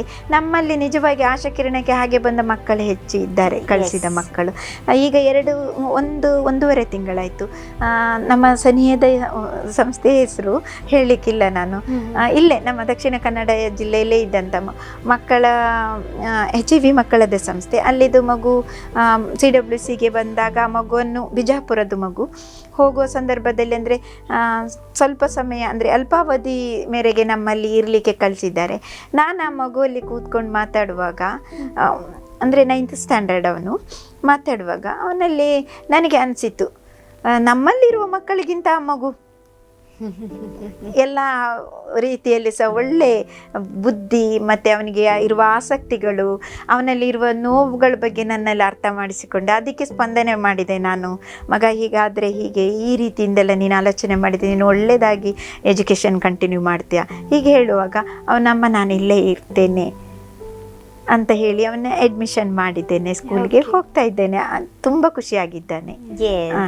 ಸೊ ಈಗ ನಿಮ್ಮ ಸಂಸ್ಥೆಗೆ ಯಾವ ಭಾಗದಿಂದ ಎಲ್ಲ ಮಕ್ಕಳು ಬರ್ತಾರೆ ಅನ್ನುವಂಥದ್ದು, ಈ ದಕ್ಷಿಣ ಕನ್ನಡ ಜಿಲ್ಲೆ ಮಾತ್ರ ಸೀಮಿತ ಅಲ್ಲ ಅಂತ ನಾನು ಕೇಳ್ಪಟ್ಟೆ. ಯಾವ ಭಾಗದಿಂದ ಮಕ್ಕಳು ಬರ್ತಾರೆ? ಬೇರೆ ಬೇರೆ ಜಿಲ್ಲೆಗಳಿಂದ ಇದ್ದಾರೆ. ತುಮಕೂರಿನವರಿದ್ದಾರೆ, ಮತ್ತೆ ಚಿಕ್ಕಮಗಳೂರು ಜಿಲ್ಲೆಯವರಿದ್ದಾರೆ, ಹಾಸನದವರಿದ್ದಾರೆ, ಮತ್ತೆ ಯಾದಗಿರಿಯಿಂದ ಇದ್ದಾರೆ, ಮತ್ತೆ ಬಿಜಾಪುರ ಹಾಗೆ. ಸೊ ಈ ಮಾಹಿತಿಗಳ ಪ್ರಕಾರ HIV ಮಕ್ಕಳನ್ನ ಏಡ್ಸ್ ಬರದಂತೆ ತಡೆಯುವಂಥದ್ದು ದೊಡ್ಡ ಮುಖ್ಯ ಕಾರಣ ಆಗುತ್ತೆ. ಅದರ ಜೊತೆಗೆ ಅವ್ರಿಗೆ ಔಷಧಿಯ ವ್ಯವಸ್ಥೆ ಆಗಬೇಕಾಗುತ್ತೆ. ಈ ಔಷಧಿಯ ವ್ಯವಸ್ಥೆಗೆ ಹಣದ ವ್ಯವಸ್ಥೆಯನ್ನು ನೀವು ಹೇಗೆ ಮಾಡ್ತೀರ? ನಮಗೆ ಅಂದರೆ ಈಗ ನಮ್ಮಲ್ಲಿರುವ ಮಕ್ಕಳಿಗೆ ರೆಗ್ಯುಲರ್ ಆಗಿ ಅವರಿಗೆ ಮೆಡಿಸಿನ್ ಇರುವುದು ನಮ್ಮ ART ಸೆಂಟರಲ್ಲಿ ಸಿಗ್ತದೆ. ಒಂದೊಂದು ಟೈಮಲ್ಲಿ ಮಾತ್ರ ಕೆಲವು ಮೆಡಿಸಿನ್ ಸಿಗದ ಕಾರಣದಲ್ಲಿ ನಾವು ಮೆಡಿಕಲಲ್ಲಿ ತಗೊಳ್ಬೇಕಾಗ್ತದೆ. ಇದರ ಖರ್ಚು ವೆಚ್ಚಕ್ಕೆ ನಮ್ಮ ಸಹಾಯ ಉದಾರ ಮನಸ್ಸಿನ ದಾನಿಗಳು ಕೊಟ್ಟಂಥ ಹಣದಲ್ಲಿ ನಾವು ಜೋಪಾನ ಮಾಡಿಟ್ಟುಕೊಂಡು ಈ ಮಕ್ಕಳ ಪ್ರತಿಯೊಂದಕ್ಕೂ ಖರ್ಚಿಗೆ ನಾವು ಅದನ್ನು ವಿನಿಯೋಗ ಮಾಡ್ತೇವೆ. ಈ ಒಂದು ಸಂಸ್ಥೆ, ಇದು ಸಂಸ್ಥೆ ಮಾತ್ರ ಅಲ್ಲ, ನೀವು ಹೇಳಿದ ಆಶಾ ಕಿರಣ, ಇದು ಮನೆ, ಮಕ್ಕಳ ಮನೆ. ಈ ಮನೆಗೆ ಸರ್ಕಾರದಿಂದ ಯಾವ ಯಾವ ಸಪೋರ್ಟ್ಗಳು ಸಿಕ್ಕಿದೆ, ಯಾವ ಯಾವ ಸಪೋರ್ಟ್ ನಿಮ್ಗೆ ಬೇಕಾಗಿದೆ? ಸರ್ಕಾರದಿಂದ ಇದುವರೆಗೂ ಸಹ ಯಾವುದೇ ರೀತಿ ಸಪೋರ್ಟ್ ಅಂದರೆ ಆರ್ಥಿಕವಾಗಿ ನಮಗೆ ಸಿಕ್ಕಲಿಲ್ಲ. ಮಕ್ಕಳಿಗೆ ಅಕ್ಕಿ ವ್ಯವಸ್ಥೆ ಒಂದು ನಮಗೆ ತಿಂಗಳಿಗೆ ಒಂದು 70 kg ಅಕ್ಕಿ ಮಾತ್ರ ಸಿಗ್ತಾ ಇದೆ, ಬೆಳ್ತಕ್ಕಿ ಸಿಗ್ತದೆ. ಅದಲ್ಲದೆ ಮತ್ತೆ ಯಾವ ರೀತಿಯಲ್ಲಿ ಸಪೋರ್ಟ್ ಇಲ್ಲ. ಸರ್ಕಾರದ ಮೊರೆ ಹೋಗಿದ್ದೀರಾ? ಯಾವ್ದಾದ್ರು ವಿಚಾರದ ಬಗ್ಗೆ ಇಂಥ ಒಂದು ಸಂಸ್ಥೆ ಇದೆ ಅನ್ನೋದನ್ನ ಅವರ ಗಮನಕ್ಕೆ ತಂದಿದ್ದೀರಾ? ಇಲ್ಲ ಮೇಡಮ್, ತರಲಿಲ್ಲ. ನನಗೆ ಇನ್ನು ಮುಂದೆ ಅಂದರೆ ಸರ್ಕಾರದ ಗಮನಕ್ಕೆ ತರುವ ನಿಟ್ಟಲ್ಲಿ ನಮಗೀಗ ಕೆಲವು ನಮ್ಮ ದಾನಿಗಳು ಬರುವಾಗನೂ ಸಹ ಪ್ರಶ್ನೆ ಇದೆ, ಯಾಕೆ ಹೋಗಲಿಲ್ಲ, ಮೊರೆ ಹೋಗಲಿಲ್ಲ, ಯಾಕೆ? ನನ್ನ ಅನುಭವದ ಮೇರೆಗೆ ನಾನು ಹಿಂದೆ ಕಲಿತಂಥ ಅಂದರೆ ಈ HIV ಬಗ್ಗೆ ಕಾರ್ಯನಿರತಳಾದಂಥ ಸಂಸ್ಥೆಯಲ್ಲೇ 10-20 ವರ್ಷದ ಸಂಸ್ಥೆಗಳೇ ಇಷ್ಟುವರೆಗೂ ಸರ್ಕಾರದ ಮೊರೆ ಹೋಗಲಿಲ್ಲ. ಒಂದು ನಿಲುವು ಅಂದರೆ ಸರ್ಕಾರದಿಂದ ಈ ಮಕ್ಕಳಿಗೆ ಸಿಗುವಂಥ, ಈಗ ನಮ್ಮ ಬೇರೆ ಬೇರೆ ಹಾಸ್ಟೆಲ್ಗಳಲ್ಲಿ ಸರ್ಕಾರದಿಂದ ಸಿಗುವಂಥ ಸವಲತ್ತುಗಳ ಬಗ್ಗೆ ಆಲೋಚಿಸಿದಾಗ ಒಂದು ಮಗುವಿಗೆ ಇಷ್ಟೇ ಕ್ವಾಂಟಿಟಿ ಆಹಾರ ಧಾನ್ಯಗಳಾಗಿರ್ಬೋದು ಅಥವಾ ಎಣ್ಣೆ ಆಗಿರ್ಬೋದು, ದಿನ ಬಳಸುವಂಥ ಸಾಮಗ್ರಿಗಳಾಗಿರ್ಬೋದು, ಇಷ್ಟೇ ಅಂತ ಅವರಿಗೆ ಒದಗಿಸ್ತಾರೆ. ಈ ಮಕ್ಕಳಿಗೆ, ನಮ್ಮ HIV ಮಕ್ಕಳಿಗೆ ಅವರಿಗೆ ನ್ಯೂಟ್ರಿಷನ್ ಫುಡ್, ಪೌಷ್ಟಿಕ ಆಹಾರ ಬೇಕಾಗಿರ್ತದೆ. ಆ ಕಾರಣದಿಂದ ನಮಗೆ ಅವರು ಸರ್ಕಾರದಿಂದ ಒದಗಿಸಿದ ಸಾಮಗ್ರಿಗಳಲ್ಲಿ ಬಳಸುವುದಕ್ಕಿಂತ ನಮಗೆ ಈ ಸಹಾಯಧನದಿಂದ ಅಂದರೆ ದಾನಿಗಳು ಕೊಟ್ಟುವುದರಿಂದಲೇ ನಾವು ಉಪಯೋಗ ಮಾಡೋದ್ರಿಂದ ಹೆಚ್ಚು ವ್ಯತ್ಯಾಸಗಳಿದೆ. ಸರ್ಕಾರದ ಗಮನಕ್ಕೆ ನಾವು ಅವರ ಕೊಟ್ಟಂತಕ್ಕೆ ಲೆಕ್ಕಾಚಾರಗಳಿಗೆ ನಾವು ತುಂಬ ಅದಕ್ಕೆ ಸಮಯ ಇಡಬೇಕಾಗ್ತದೆ, ಸಿಬ್ಬಂದಿಗಳನ್ನು ಇಡಬೇಕಾಗ್ತದೆ. ಹಾಗೆ ಅಂತಲ್ಲ, ಇನ್ನು ಮುಂದೆ ನಮ್ಮ ಆಲೋಚನೆಗಳಿದೆ. ಒಳ್ಳೆ ರೀತಿಯಲ್ಲಿ ಸರ್ಕಾರ ಇದ್ದ ಹಾಗೆ ಇರುವುದಿಲ್ಲಲ್ಲ, ಬದಲಾವಣೆಗಳಾಗ್ತಾ ಇದೆಯಲ್ಲ. ನಮ್ಮ ಆಶಾಕಿರಣದ ಗಮನಕ್ಕೆ ಯಾರಾದರೂ ಒಂದು ಒಳ್ಳೆ ವ್ಯಕ್ತಿಗಳ ಗಮನಕ್ಕೆ ಹರಿಸಿ ಒಳ್ಳೆ ರೀತಿಯ ಸಹಕಾರ ನಮಗೆ ಸರ್ಕಾರದಲ್ಲಿ ಸಿಗ್ತದೆ ಅಂದರೆ ನಾನು ಅಪೇಕ್ಷಿಸ್ತಾ ಇದ್ದೀರಾ? ಬಹುಶಃ ಸರ್ಕಾರ ಅಥವಾ ಯಾವುದೇ ಅಧಿಕಾರಿಗಳು ಈ ಕಾರ್ಯಕ್ರಮ ನೋಡ್ತಾ ಇದ್ದಲ್ಲಿ ಅಥವಾ ಯಾವುದೇ ಜನರು ಅಥವಾ ದಾನಿಗಳು ನೋಡ್ತಾ ಇದ್ದಲ್ಲಿ ಖಂಡಿತವಾಗ್ಲೂ ಈ ಆಶಾಕಿರಣ ಸಂಸ್ಥೆಗೆ ನೀವು ಸಹಾಯ ಹಸ್ತವನ್ನ ಚಾಚಬಹುದು. ಯಾಕಂದ್ರೆ ಒಂದು ಅದ್ಭುತವಾದ ಸಂಸ್ಥೆ, ಸಮಾಜ ಸೇವೆಯೇ ನಮ್ಮ ಮೂಲ ಗುರಿ ಅನ್ನುವಂತಹ ಒಂದು ನಿಟ್ಟಿನಲ್ಲಿ ಅದೇ ಒಂದು ಧೈರ್ಯದಲ್ಲಿ, ಅದೇ ನಂಬಿಕೆಯಲ್ಲಿ ಮುಂದೆ ಹೋಗ್ತಾ ಇರುವಂತಹ ಸಂಸ್ಥೆ ಆಶಾಕಿರಣ ಅನ್ನುವಂಥದ್ದು. ಈ ಆಶಾಕಿರಣ ಸಂಸ್ಥೆ ಶುರುವಾದಾಗ ಎಷ್ಟು ಮಕ್ಕಳಿದ್ರು? ನಮಗೆ ಜೂನು 2017 ಸ್ಟಾರ್ಟ್ ಆಗುವಾಗ ಮೊದಲಿಗೆ 8 ಮಕ್ಕಳು, ನಮ್ಮಲ್ಲಿ 8 ಮಕ್ಕಳಿದ್ರು. 8 ಮಕ್ಕಳು ಮತ್ತೆ ಜಾಸ್ತಿ ಆದ್ರು 15 ಮಕ್ಕಳ ತನಕ ಇದ್ರು. ಮತ್ತೆ ನಮ್ಗೆ 18 ವರ್ಷ ನಂತರ ಅವರಿಗೆ ರಿಲೀಸ್ ಮಾಡುವ ವ್ಯವಸ್ಥೆಗಳಿದೆಯಲ್ಲ, ಹೋಗುವ ಮಕ್ಕಳನ್ನು ನಾವು ಕಳಿಸಿಕೊಡ್ತೇವೆ. ಹಾಗೆ ಬಂದು ಹೋಗುವ ಒಂದು 30-35 ಮಕ್ಕಳು ಜಾಸ್ತಿ ಆಗಿದ್ದಾರೆ. ಪ್ರಸ್ತುತ ನಮ್ಮಲ್ಲಿ ಈಗ 10 ಮಕ್ಕಳಿದ್ದಾರೆ. ಇನ್ನು ನನಗೆ ಇನ್ನು 5 ಮಕ್ಕಳನ್ನು ನಾನು ಬಂದ್ರೆ ತಗೊಳ್ತೇನೆ. 15 ಮಕ್ಕಳಿಂದ ಜಾಸ್ತಿ ನಮ್ಮ ಸಂಸ್ಥೆಯಲ್ಲಿ ಇಲ್ಲ. ನನಗೆ ಓನಾಗಿ ಎಲ್ಲ ವ್ಯವಸ್ಥೆಗಳು ಈಗ ಹೇಳಿದಾಗೆ ನನಗೆ ಸರ್ಕಾರ ಆಗಿರ್ಬೋದು ಅಥವಾ ಉದಾರ ಮನಸ್ಸಿನ ದಾನಿಗಳಾಗಿರ್ಬೋದು, ನಮ್ಮ ಈ ಮಕ್ಕಳಿಗೆ ಬೇಕಾದಂಥ ಪ್ರತಿಯೊಂದನ್ನು ಎಲ್ಲ ವ್ಯವಸ್ಥೆಯನ್ನು ಮಾಡಿ ಕೊಟ್ಟರೆ 25 ಮಕ್ಕಳನ್ನು ನೋಡುವ ನನಗೆ ಧೈರ್ಯ ಇದೆ. ಅದರೊಟ್ಟಿಗೆ ಈಗ ಓನ್ಲಿ ನಾವು ಹುಡುಗರನ್ನು ನೋಡ್ತಾ ಇದ್ದೇವೆ, ಹೆಣ್ಣು ಮಕ್ಕಳ ಆಶ್ರಮವನ್ನು ಮಾಡುವ ಆಸೆ ಇದೆ. ಎಸ್, ನೀವೇ ಈ ವಿಚಾರವನ್ನು ತೆಗೆದ್ರಿ, ಹೆಣ್ಣು ಮಕ್ಕಳ ಆಶ್ರಮ ಮಾಡುವಂಥದ್ದು. ಈಗ ಸದ್ಯಕ್ಕೆ ಹುಡುಗರನ್ನ ಮಾತ್ರ ನೀವು ಈ ಸಂಸ್ಥೆಯಲ್ಲಿ ಇರಿಸ್ಕೊಂಡಿರುವಂಥದ್ದು. ಯಾವ ಕಾರಣದಿಂದಾಗಿ ಅಂತ ಕೇಳ್ಬೋದು? ಅಥವಾ ಹೆಣ್ಣು ಮಕ್ಕಳು ಬಂದಿಲ್ಲ ಅಂತನಾ ಅಥವಾ ಕೇವಲ ಹುಡುಗರಿಗೆ ಅಂತ ಈ ಸಂಸ್ಥೆಯನ್ನು ಶುರು ಮಾಡಿದ್ರ? ಅಂದರೆ ನಮಗೆ ಅನುಮತಿ ಒಂದು ಬಾಯ್ಸ್ ಅಥವಾ ಗರ್ಲ್ಸ್ ಎರಡನ್ನೂ ನೋಡ್ತೇವೆ ಅಂತ ಹೇಳಿದರೆ ನಮ್ಮ ಜೆ ಆಕ್ಟ್ ಆಗ್ಬೋದು ಅಥವಾ ಮಕ್ಕಳ ಕಲ್ಯಾಣ ಸಮಿತಿ ಅಥವಾ ಮಕ್ಕಳ ರಕ್ಷಣಾ ಘಟಕದ ಅನುಮತಿ ಸಪ್ರೇಟ್ ಬಿಲ್ಡಿಂಗ್ ಆಗಬೇಕು. ಒಟ್ಟಿಗೆ ಬಾಯ್ಸ್ ಗರ್ಲ್ಸ್ ಮತ್ತೆ ಒಟ್ಟಿಗೆ ನೋಡುವಾಗಿಲ್ಲ. ಆ ಇದರಲ್ಲಿ ನನಗೆ ಅಂದರೆ ಮಕ್ಕಳ ನಾವು ಪ್ರಾರಂಭಿಸುವ ಮೊದಲು ನಮಗೆ ಗಂಡು ಮಕ್ಕಳ ಸಂಖ್ಯೆ ಜಾಸ್ತಿ ಇತ್ತು. ಆ ಕಾರಣದಲ್ಲಿ ಮೊದಲು ನಾವು ಗಂಡು ಮಕ್ಕಳದ್ದೇ ಮಾಡುವ ಅನ್ನೋ ಆಲೋಚನೆಯಲ್ಲಿ ಮಾಡಿದ್ದು. ಎಸ್, ಸೊ ನೀವು ಹೇಳಿದ ಹಾಗೆ ಗಂಡು ಮಕ್ಕಳು ಅಥವಾ ಹೆಣ್ಣು ಮಕ್ಕಳು 2 ಆಪ್ಷನ್ ಇತ್ತು. ಮೊದಲು ಗಂಡು ಮಕ್ಕಳನ್ನು ಮಾಡ್ತಿದ್ರೆ ಹೆಣ್ಣು ಮಕ್ಕಳ ಆಶ್ರಮ ಮಾಡುವಂಥ ಪ್ಲಾನ್ ಅಲ್ಲಿ ಇರ್ತೀರ. ನೀವು ಕಾರ್ಯಕರ್ತೆಯಾಗಿ ಕೆಲಸ ಮಾಡಿದ್ರಿಂದ ನಾನೊಂದು ಪ್ರಶ್ನೆಯನ್ನು ಕೇಳ್ತೇನೆ. ಈ ಸಾಮಾನ್ಯ ಮಕ್ಕಳಿಗೂ ಈ HIV ಪೀಡಿತ ಮಕ್ಕಳಿಗಿರುವಂತಹ ವ್ಯತ್ಯಾಸಗಳೇನು ಅನ್ನುವಂಥದ್ದು? ವ್ಯತ್ಯಾಸಗಳು ಯಾವುದೇ ರೀತಿಯಲ್ಲಿ ಅಂದರೆ ಅವರ ಆರೋಗ್ಯ ದೃಷ್ಟಿಯಲ್ಲಿ ಪ್ರತಿನಿತ್ಯದ ಪೌಷ್ಟಿಕ ಆಹಾರ, ಸಮಯಕ್ಕೆ ಸರಿಯಾಗಿ ಯೋಗಾಸನ, ಸರಿಯಾದ ರೀತಿಯಲ್ಲಿ ಚಿಕಿತ್ಸೆ, ಆಗಾಗ ಅವರಿಗೆ ಬಂದಂಥ ಕಾಯಿಲೆಗಳಿಗೆ ತಪಾಸಣೆಯಿಂದ ಎಲ್ಲರ ಮಕ್ಕಳೇ ಬೇರೆ ಇತರ ಮಕ್ಕಳ ಆರೋಗ್ಯದ ಹಾಗೆ ಈ ಮಕ್ಕಳದು ಇರಲಿಕ್ಕೆ ಸಾಧ್ಯತೆ ಇದೆ. ಅಂದರೆ ಯಾವಾಗ ಆ ಮಗುವಿನ ಆರೋಗ್ಯದಲ್ಲಿ ಏರುಪೇರು ಆಯಿತು ಅನ್ನೋ ಸಂದರ್ಭ ಏನಾದರೂ ಕಂಡು ಬಂದಲ್ಲಿ ಸ್ವಲ್ಪ ಅವನ ಅಂದರೆ ಹೆಚ್ಚು ಆಸಕ್ತಿ ಇಲ್ಲದಿರುವಿಕೆ ಮತ್ತು ಹೆಚ್ಚು ಏನೋ ಒಂದು ರೀತಿಯಲ್ಲಿ ಮಗು ಮಂಕಾಗಿರುವಂಥದ್ದನ್ನು ನಾವು ಗಮನಿಸ್ಬೋದು. ಸೊ ಎಲ್ಲ ಅಥವಾ ಈ ಕಾಯಿಲೆಯಿಂದ ತುರ್ತಾಗಿ ಒದ್ದಾಡ್ತಾ ಇರುವಂಥ ಮಕ್ಕಳು ಕೂಡ ಆಕ್ಟಿವ್ ಆಗಿ ಸಾಮಾನ್ಯ ಮಕ್ಕಳಂತೆ ಇರಲಿಕ್ಕೆ ಸಾಧ್ಯ ಅನ್ನುವಂಥ ಪ್ರಶ್ನೆ. ಮಕ್ಕಳು ಹೇಗಿರ್ತಾರೆ? ಆಕ್ಟಿವ್ ಆಗಿ ಇರ್ತಾರ ಅಥವಾ ಸಾಮಾನ್ಯ ಮಕ್ಕಳಾಗೆ ಎಲ್ಲವನ್ನ ಮಾಡ್ತಾರಾ ಅನ್ನುವಂಥದ್ದು? ಖಂಡಿತ ಮೇಡಮ್, ಅವರ ಆರೋಗ್ಯದಲ್ಲಿ ಅವರು ಹುಷಾರಿಲ್ಲದ ಸಂದರ್ಭದಲ್ಲಿ ಮಾತ್ರ ಅವರು ಹಾಗೆ. ಮತ್ತು ಅವರು ಎಲ್ಲ ರೀತಿ ಅವರಿಗೆ ಆರೋಗ್ಯದಲ್ಲಿ ಚೆನ್ನಾಗಿದ್ದ ಸಂದರ್ಭದಲ್ಲಿ ಯಾವುದೇ ರೀತಿಯಲ್ಲಿ ನಮಗೆ ಗುರುತಿಸ್ಲಿಕ್ಕಂತೂ ಆಗೋದಿಲ್ಲ. ಎಲ್ಲ ರೀತಿಯ ಆಕ್ಟಿವಿಟಿಯಲ್ಲಿದ್ದಾರೆ. ನಮ್ಮ ಆಶ್ರಮದಲ್ಲಿರುವ ಮಕ್ಕಳೇ ಪ್ರತಿಯೊಂದರಲ್ಲೂ ಸಹ ಆಕ್ಟಿವ್ ಆಗಿದ್ದಾರೆ. ಎಸ್. ಸೊ ಆ ಮಕ್ಕಳು ಬಹುಶಃ ನಾನು ಇದೊಂದು ಸೂಕ್ಷ್ಮವಾದ ಪ್ರಶ್ನೆ, ಆ ಮಕ್ಕಳಿಗೆ HIV ಅಂತ ಹೇಳಿದ್ರೆ ಏನು ಅಂತ ಗೊತ್ತಾ ಅನ್ನುವಂಥದ್ದು. HIV ಅಂತ ಹೇಳಿದ್ರೆ ಹೀಗೆ ಅಥವಾ ಇದು ಯಾವ ಕಾರಣದಿಂದ ಬರುತ್ತೆ ಅನ್ನುವಂಥದ್ದು ಅವರಿಗೆ ಗೊತ್ತಾ? ಯಾಕಂತ ಹೇಳಿದ್ರೆ HIV ಹೀಗೆಲ್ಲ ಬರುತ್ತೆ ಅನ್ನುವಂಥ ಕಾರಣ ಗೊತ್ತಾದ ತಕ್ಷಣ ಆ ಮಕ್ಕಳ ಮನಸ್ಸು ಸ್ವಲ್ಪ ಛಿದ್ರ ಆಗುವಂಥ ಸಾಧ್ಯತೆ ಇರುತ್ತೆ. ಇದು ಯಾವ ಒಂದು ಸಮಾಜ ಅಂತ ಅನ್ನುವಂಥ ಪ್ರಶ್ನೆ, ಅಥವಾ ತಮ್ಮ ಮೇಲೆ ತಮಗೆ ಕೋಪ ಬರುವಂಥದ್ದು. HIV ಅಂತ ಹೇಳಿದ್ರೆ ಏನು ಅನ್ನೋದ್ರ ಬಗ್ಗೆ ಮಕ್ಕಳಿಗೆ ನಾಲೆಡ್ಜ್ ಇದೆ. ಮಕ್ಕಳಿಗೆ ನಾಲೆಜ್ ಅಂದರೆ ಈಗ ಈ ಸಂಸ್ಥೆಗಳಲ್ಲಿ ಇರಬೇಕಾದ್ರೆ ಚಿಕ್ಕ ಮಕ್ಕಳಿಗೆ ಅದರ ಬಗ್ಗೆ ಎಷ್ಟು ಹೇಳ್ಕೊಟ್ರು ಅವರಿಗೆ ಕೇಳುವಂಥ ತಾಳ್ಮೆ ಮತ್ತು ಅದರ ಬಗ್ಗೆ ನಾಲೆಜ್ ಇರೋದಿಲ್ಲ. 8th ಸ್ಟ್ಯಾಂಡರ್ಡ್ ನಂತರ ಅಥವಾ 7th 8th 9th ಹೀಗೆ ಹೋಗೋ ಮಕ್ಕಳಿಗೆ ಆಲ್ರೆಡಿ ಅವರು ART ಸೆಂಟರಿಗೆ ಹೋಗುವಾಗ, ಟ್ರೀಟ್ಮೆಂಟಿಗೆ ಹೋಗುವಾಗ ಅಲ್ಲಿದ್ದು ಪೋಸ್ಟರ್ಗಳು ನೋಡುವಂಥದ್ದು ಎಲ್ಲ ಮಾಹಿತಿ ಅವರಲ್ಲಿ ಇರ್ತದೆ. ಮತ್ತು ಆಗ ಸಹ ನಾವು ಆಪ್ತ ಸಮಾಲೋಚನೆ ಮಾಡುವ ಸಂದರ್ಭದಲ್ಲಿ ಆ ಮಗುಗೆ ಆ ಕಾಯಿಲೆ ಬಗ್ಗೆ ಹೆಚ್ಚು ಆತ್ಮಸ್ಥೈರ್ಯ ತುಂಬುವಲ್ಲಿ, ಇದು ಸಾಮಾನ್ಯ ಕಾಯಿಲೆ, ಇದಕ್ಕಿಂತ ಬೇರೆ ಬೇರೆ ಕಾಯಿಲೆಗಳಿದೆ, ಎಲ್ಲರಿಗೂ ಕಾಯಿಲೆ ಇದ್ದ ಹಾಗೆ ನಿನಗೂ ಒಂದು ಲಕ್ಷಣ ಇರುವುದಂಥದ್ದು, ನೀವು ಭಯಪಡಬೇಕಂತಿಲ್ಲ. ಇದ್ರ ಬಗ್ಗೆ ಹೇಳುವಾಗ ಅವರದು ಭಯ ಪಡುವಂಥ ರೀತಿಯಲ್ಲಿ ಒಮ್ಮೆ ಇದ್ರೂ ಸಹ ಮತ್ತೆ ಅವರು ಜಾಗೃತರಾಗ್ತಾರೆ. ಯಾವುದಕ್ಕೂ ಅವರಲ್ಲಿ ನಾವು ಮಾತಾಡುವಾಗ ಆ ಮಗುವಿನಲ್ಲಿ ಯಾವ ವಿಷಯದ ಬಗ್ಗೆ ನ್ಯೂನತೆ ಇದೆ ಅನ್ನೋದು ಕಂಡು ಹಿಡಿದು ಅದಕ್ಕೆ ಅಂದರೆ ಆ ವಿಷಯದ ಬಗ್ಗೆ ಹೆಚ್ಚು ಗಮನ ಇಟ್ಟು ಆ ಮಗುವಿಗೆ ಅರ್ಥ ಮಾಡಿಸಿಕೊಟ್ಟಾಗ ಅದು ಭಯಪಡುವುದಿಲ್ಲ. ಎಸ್. ಸೊ ಈಗ HIV ಪೀಡಿತ ಮಕ್ಕಳು ಅಂದ ತಕ್ಷಣ ಬೇರೆ ಬೇರೆ ರೀತಿಯ ಕೇರ್ ತಗೊಳ್ಬೇಕಾಗುತ್ತೆ. ಸಾಮಾನ್ಯ ಮಕ್ಕಳಿಗಿಂತ ಹೆಚ್ಚು ಅವರನ್ನು ಜಾಗ್ರತೆ ಮಾಡಬೇಕಾಗತ್ತೆ. ಸುಮಾರು ಎಷ್ಟು ಮಕ್ಕಳು ಯಾವ ರೀತಿ ಸಮಸ್ಯೆ ಅಂತ ಹೇಳಿದ್ರೆ, ಕೆಲವರಿಗೆ ಬೇರೆ ಬೇರೆ ರೀತಿಯ ಸಮಸ್ಯೆ, ಈಗ ಮಾನಸಿಕವಾಗಿ ಕುಗ್ಗಿ ಹೋಗುವಂಥದ್ದು, ಇಂತಹ ಸಮಸ್ಯೆಗಳೆಲ್ಲ ಇರ್ತದೆ. ಈ ಸಂದರ್ಭದಲ್ಲಿ ಮಕ್ಕಳನ್ನು ಎಷ್ಟು ಕೇರ್ ಮಾಡಿದ್ರು ಕಮ್ಮಿ ಆಗುತ್ತೆ. ಒಂದು ಮಕ್ಕಳಿಗೆ ಇಷ್ಟು ಸಿಬ್ಬಂದಿಗಳು ಅನ್ನುವಂಥ ಏನಾದರೂ ಇದೆಯಾ ಅನ್ನುವಂಥದ್ದು? ಇದೆ ಮೇಡಮ್.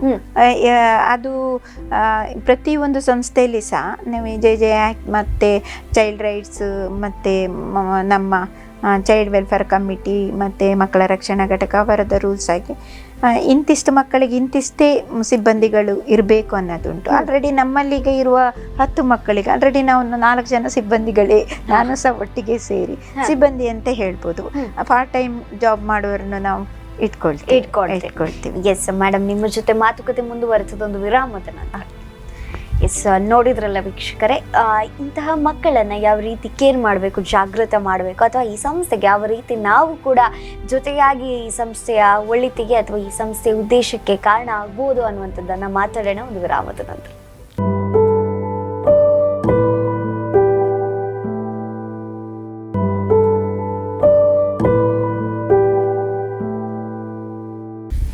ವಿರಾಮದ ಬಳಿಕ ಮತ್ತೊಮ್ಮೆ ಸ್ವಾಗತ.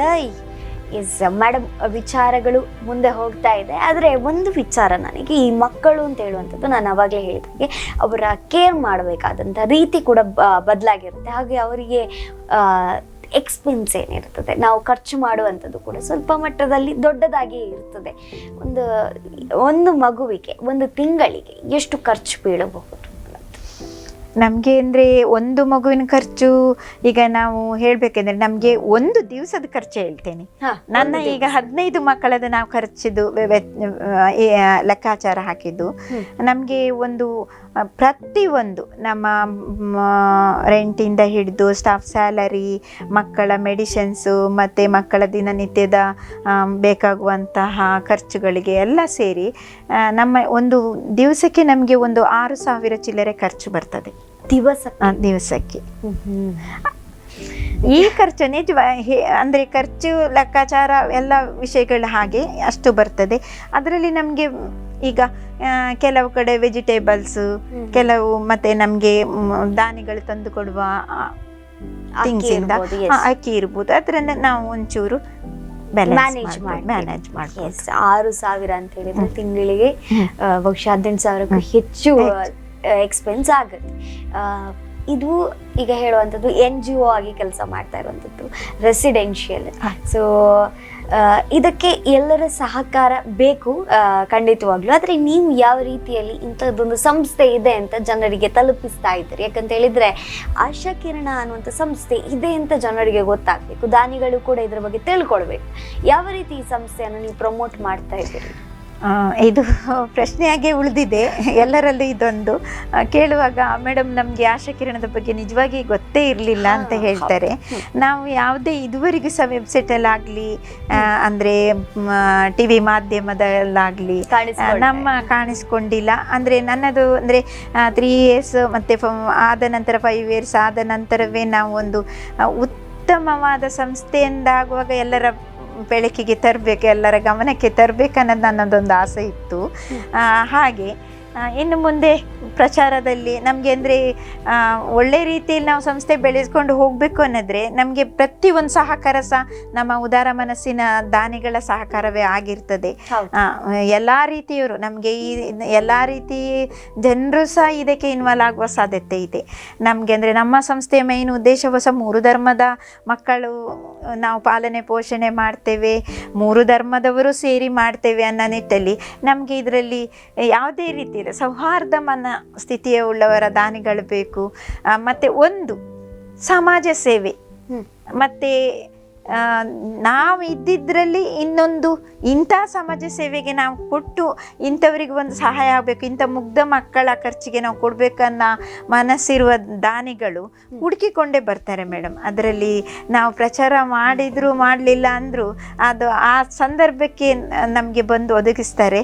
ಸ್ವಲ್ಪ ನಮಗೆ ಅಂದರೆ ಈಗ ಅಂದರೆ ಸ್ವಲ್ಪ ಹಿಂದೆ ಇದ್ದೇವೆ, ಆದರೂ ಸಹ ಒಮ್ಮೊಮ್ಮೆ ನಮಗೆ ಎಲ್ಲ ರೀತಿಯಲ್ಲೂ ಕಷ್ಟಗಳು, ಫಿನಾನ್ಷಿಯಲ್ ಆಗಿರ್ಬೋದು, ಅಯ್ಯೋ ಇಲ್ಲವೇ ಇಲ್ಲ ನಮ್ಮ ಹೇಗೆ ಅನ್ನುವ ಒಂದು ಭಯ ಬರ್ತದೆ. ಆದರೂ ಸಹ ಅದನ್ನು ಭಯ ಇಲ್ಲದ ಹಾಗೆ ನಡೆಸ್ಕೊಂಡು ಹೋಗೋ ರೀತಿಯಲ್ಲಿ ಸಹಾಯ ಆಗ್ತದೆ.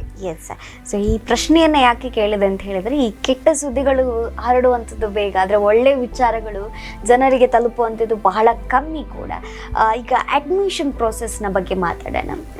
ಮಕ್ಕಳನ್ನು ಹೇಗೆ ಅಡ್ಮಿಷನ್ ಮಾಡ್ಕೊಳ್ತೀರಿ, ಅಥವಾ HIV ಇದೆ ಅನ್ನೋದನ್ನು ನೀವು ಹೇಗೆ ನಿರ್ಧಾರ ಮಾಡ್ಕೊಳ್ತೀರಿ? ಯಾವುದಾದ್ರೂ ಟೆಸ್ಟ್ಗಳನ್ನು ಮಾಡಿಸ್ತೀರಾ? ಯಾಕಂತ ಹೇಳಿದ್ರೆ HIV ಇದೆ ಅಂತೇಳಿ ಸಾಮಾನ್ಯ ಮಕ್ಕಳನ್ನು ಕೂಡ ತಂದು ನಿಮ್ಮ ಹತ್ರ ಬಿಡುವಂಥ ಚಾನ್ಸಸ್ ಕೂಡ ಇದೆ. ಯಾವ ರೀತಿ ಅಡ್ಮಿಷನ್ ಮಾಡ್ಕೊಳ್ತೀವಿ? HIV ಅಂದರೆ ಅವರು ಮಕ್ಕಳು ಬರುವಾಗಲೇ ಅವರ ಪ್ರತಿಯೊಂದು ರಿಪೋರ್ಟ್ಸ್ಗಳನ್ನು ಹಿಡ್ಕೊಂಡು ಬರುವಾಗೆ ಅವರ ಯಾರು ಕರ್ಕೊಂಡು ಬರ್ತಾರೆ, ಅವರ ಕೇರ್ ಟೇಕರ್ ಅಥವಾ ಸಿಂಗಲ್ ಪ್ಯಾರೆಂಟ್ ಅಪ್ಪ ಅಥವಾ ಅಮ್ಮ ಆಗಿರ್ಬೋದು, ದೊಡ್ಡಪ್ಪ ಅಜ್ಜಿ, ಅವರ ಗಮನಕ್ಕೆ ತರ್ತೇವೆ. ಮಗುವಿನ ART ಕಾರ್ಡ್, ಅವನ ಬ್ಲಡ್ ಟೆಸ್ಟ್, ಮತ್ತು ಯಾವುದ್ಯಾವುದು ಟೆಸ್ಟ್ ಆಗಿದೆ ರಿಪೋರ್ಟ್ಸ್ಗಳೆಲ್ಲ, ಮತ್ತು ಆಧಾರ್ ಕಾರ್ಡು, ಮತ್ತು ರೇಷನ್ ಕಾರ್ಡು, ಮತ್ತು ಅವನಿಗೆ ಇದು ಆದಾಯ ಮತ್ತು ಜಾತಿ ಸರ್ಟಿಫಿಕೇಟ್, ಇದೆಲ್ಲ ಒಂದು ಕಡತ ಅಂತ ಮಕ್ಕಳಿಗೆ ಒಂದು ಕಡತ ಅನ್ನೋದೇ ಇದೆ. ಇದೆಲ್ಲ ಡಾಕ್ಯುಮೆಂಟ್ಸ್ ನಾವು ಅದರಲ್ಲಿ ಸಂಪೂರ್ಣವಾಗಿ ಬರುವಾಗನೇ ತಗೊಳ್ಬೇಕು. ಅದನ್ನು ಸೇಮ್ ನಾವು CWC ಚೈಲ್ಡ್ ವೆಲ್ಫೇರ್ ಕಮಿಟಿಗೆ ಕೊಡಬೇಕಾಗ್ತದೆ. ಮತ್ತು ಮಗು ಬಂದ ನಂತರ ನಮಗೆ ಸಾಮಾಜಿಕ ತನಿಖಾ ವರದಿ ಅಂತ ಮಾಡಲಿದ್ದೇವೆ. ಆ ಮಗುವ ಪ್ರತಿಯೊಂದು ವಿಷಯಗಳನ್ನು ನಾವು ಅದರಲ್ಲಿ ಕಲೆಕ್ಟ್ ಮಾಡ್ತೇವೆ. ಹಾಗೆ ಮಗುವಿನ ನ್ಯೂನತೆಗಳ ಬಗ್ಗೆ, ಮಗು ಯಾವ ಸಮಸ್ಯೆಯಲ್ಲಿ ಹೆಚ್ಚು ಬಳಲ್ತಾ ಇದೆ, ಇದಕ್ಕೆ ಯಾವ ರೀತಿಯಾಗಿ ಇನ್ನು ಮುಂದಿನ ನಾವು ಜಾಗ್ರತೆ ಮಾಡಬೇಕು, ಯಾವ ರೀತಿಯಲ್ಲಿ ಹೆಚ್ಚು ಅದಕ್ಕೆ ಆಸಕ್ತಿ ಕೊಡಬೇಕಾಗ್ತದೆ, ಈ ರೀತಿಗಳನ್ನೆಲ್ಲ ಮಾಡಬೇಕಾಗ್ತದೆ. ಸೊ ನಾವು ಮಕ್ಕಳು ಅಂತ ಹೇಳಿದಾಗ ಅವರಿಗೆ ಕೆಲವೊಂದು ಆಕ್ಟಿವಿಟಿಗಳು ಬೇಕಾಗಿರುತ್ತೆ, ಮಕ್ಕಳು ಆಡುವಂಥ ವಯಸ್ಸು ಕೂಡ. ಸೊ ಈ ಸಂದರ್ಭದಲ್ಲಿ ಅವರಿಗೆ ಬೇಕಾದ ಆಕ್ಟಿವಿಟೀಸ್ಗಳನ್ನು ನೀವು ಹೇಗೆ ಮಾಡ್ತೀರಿ? ಯಾಕಂತ ಹೇಳಿದ್ರೆ ನೀವು ಯೋಗದ ಬಗ್ಗೆ ಕೂಡ ಮಾತಾಡಿದ್ರೆ ಅವಾಗ. ಸೊ ಮಕ್ಕಳ ದಿನಚರಿ ಹೇಗಿರ್ತದೆ? ಮಾರ್ನಿಂಗ್ ಅವರಿಗೆ ದಿನಚರಿ 5 ಗಂಟೆ, 5:30, ಒಮ್ಮೊಮ್ಮೆ 5:30. ಈಗ ಈ ಕೊರೋನಾ ಬಂದ ಸಂದರ್ಭದಲ್ಲಿ ಮಕ್ಕಳು 2 ವರ್ಷ ಮನೆಯಲ್ಲೇ ಇದ್ದ ಕಾರಣ ಈ ಸಮಯದ ಒಂಚೂರು ಆಚೆ ಈಚೆ ಆಯಿತು. ಅದು ಸಹ 5 ಗಂಟೆ ಅವರ ದಿನಚರಿ. 5 ಗಂಟೆಗೆ ಏಳಲಿಕ್ಕೆ, ಮತ್ತು ಅವರು ಫ್ರೆಶ್ ಅಪ್ ಆಗಿ, ಮತ್ತು ಸ್ವಲ್ಪ ಹೊತ್ತು ವಿರಾಮದ ನಂತರ ಅವರು ಯೋಗಾಸನ ಮಾಡ್ತಾರೆ, ವ್ಯಾಯಾಮ ಮಾಡ್ತಾರೆ. ನಂತರ ಅವರು ವ್ಯಾಯಾಮದ ನಂತರ ಓದಲಿಕ್ಕೆ ಕೂತ್ಕೊಂಡು, ಮತ್ತೆ ನಂತರ ಅವರ ದಿನಚರಿಗಳು ಸ್ನಾನ ಮಾಡುವಂಥದ್ದು, ಹೊರಡುವಂಥದ್ದು.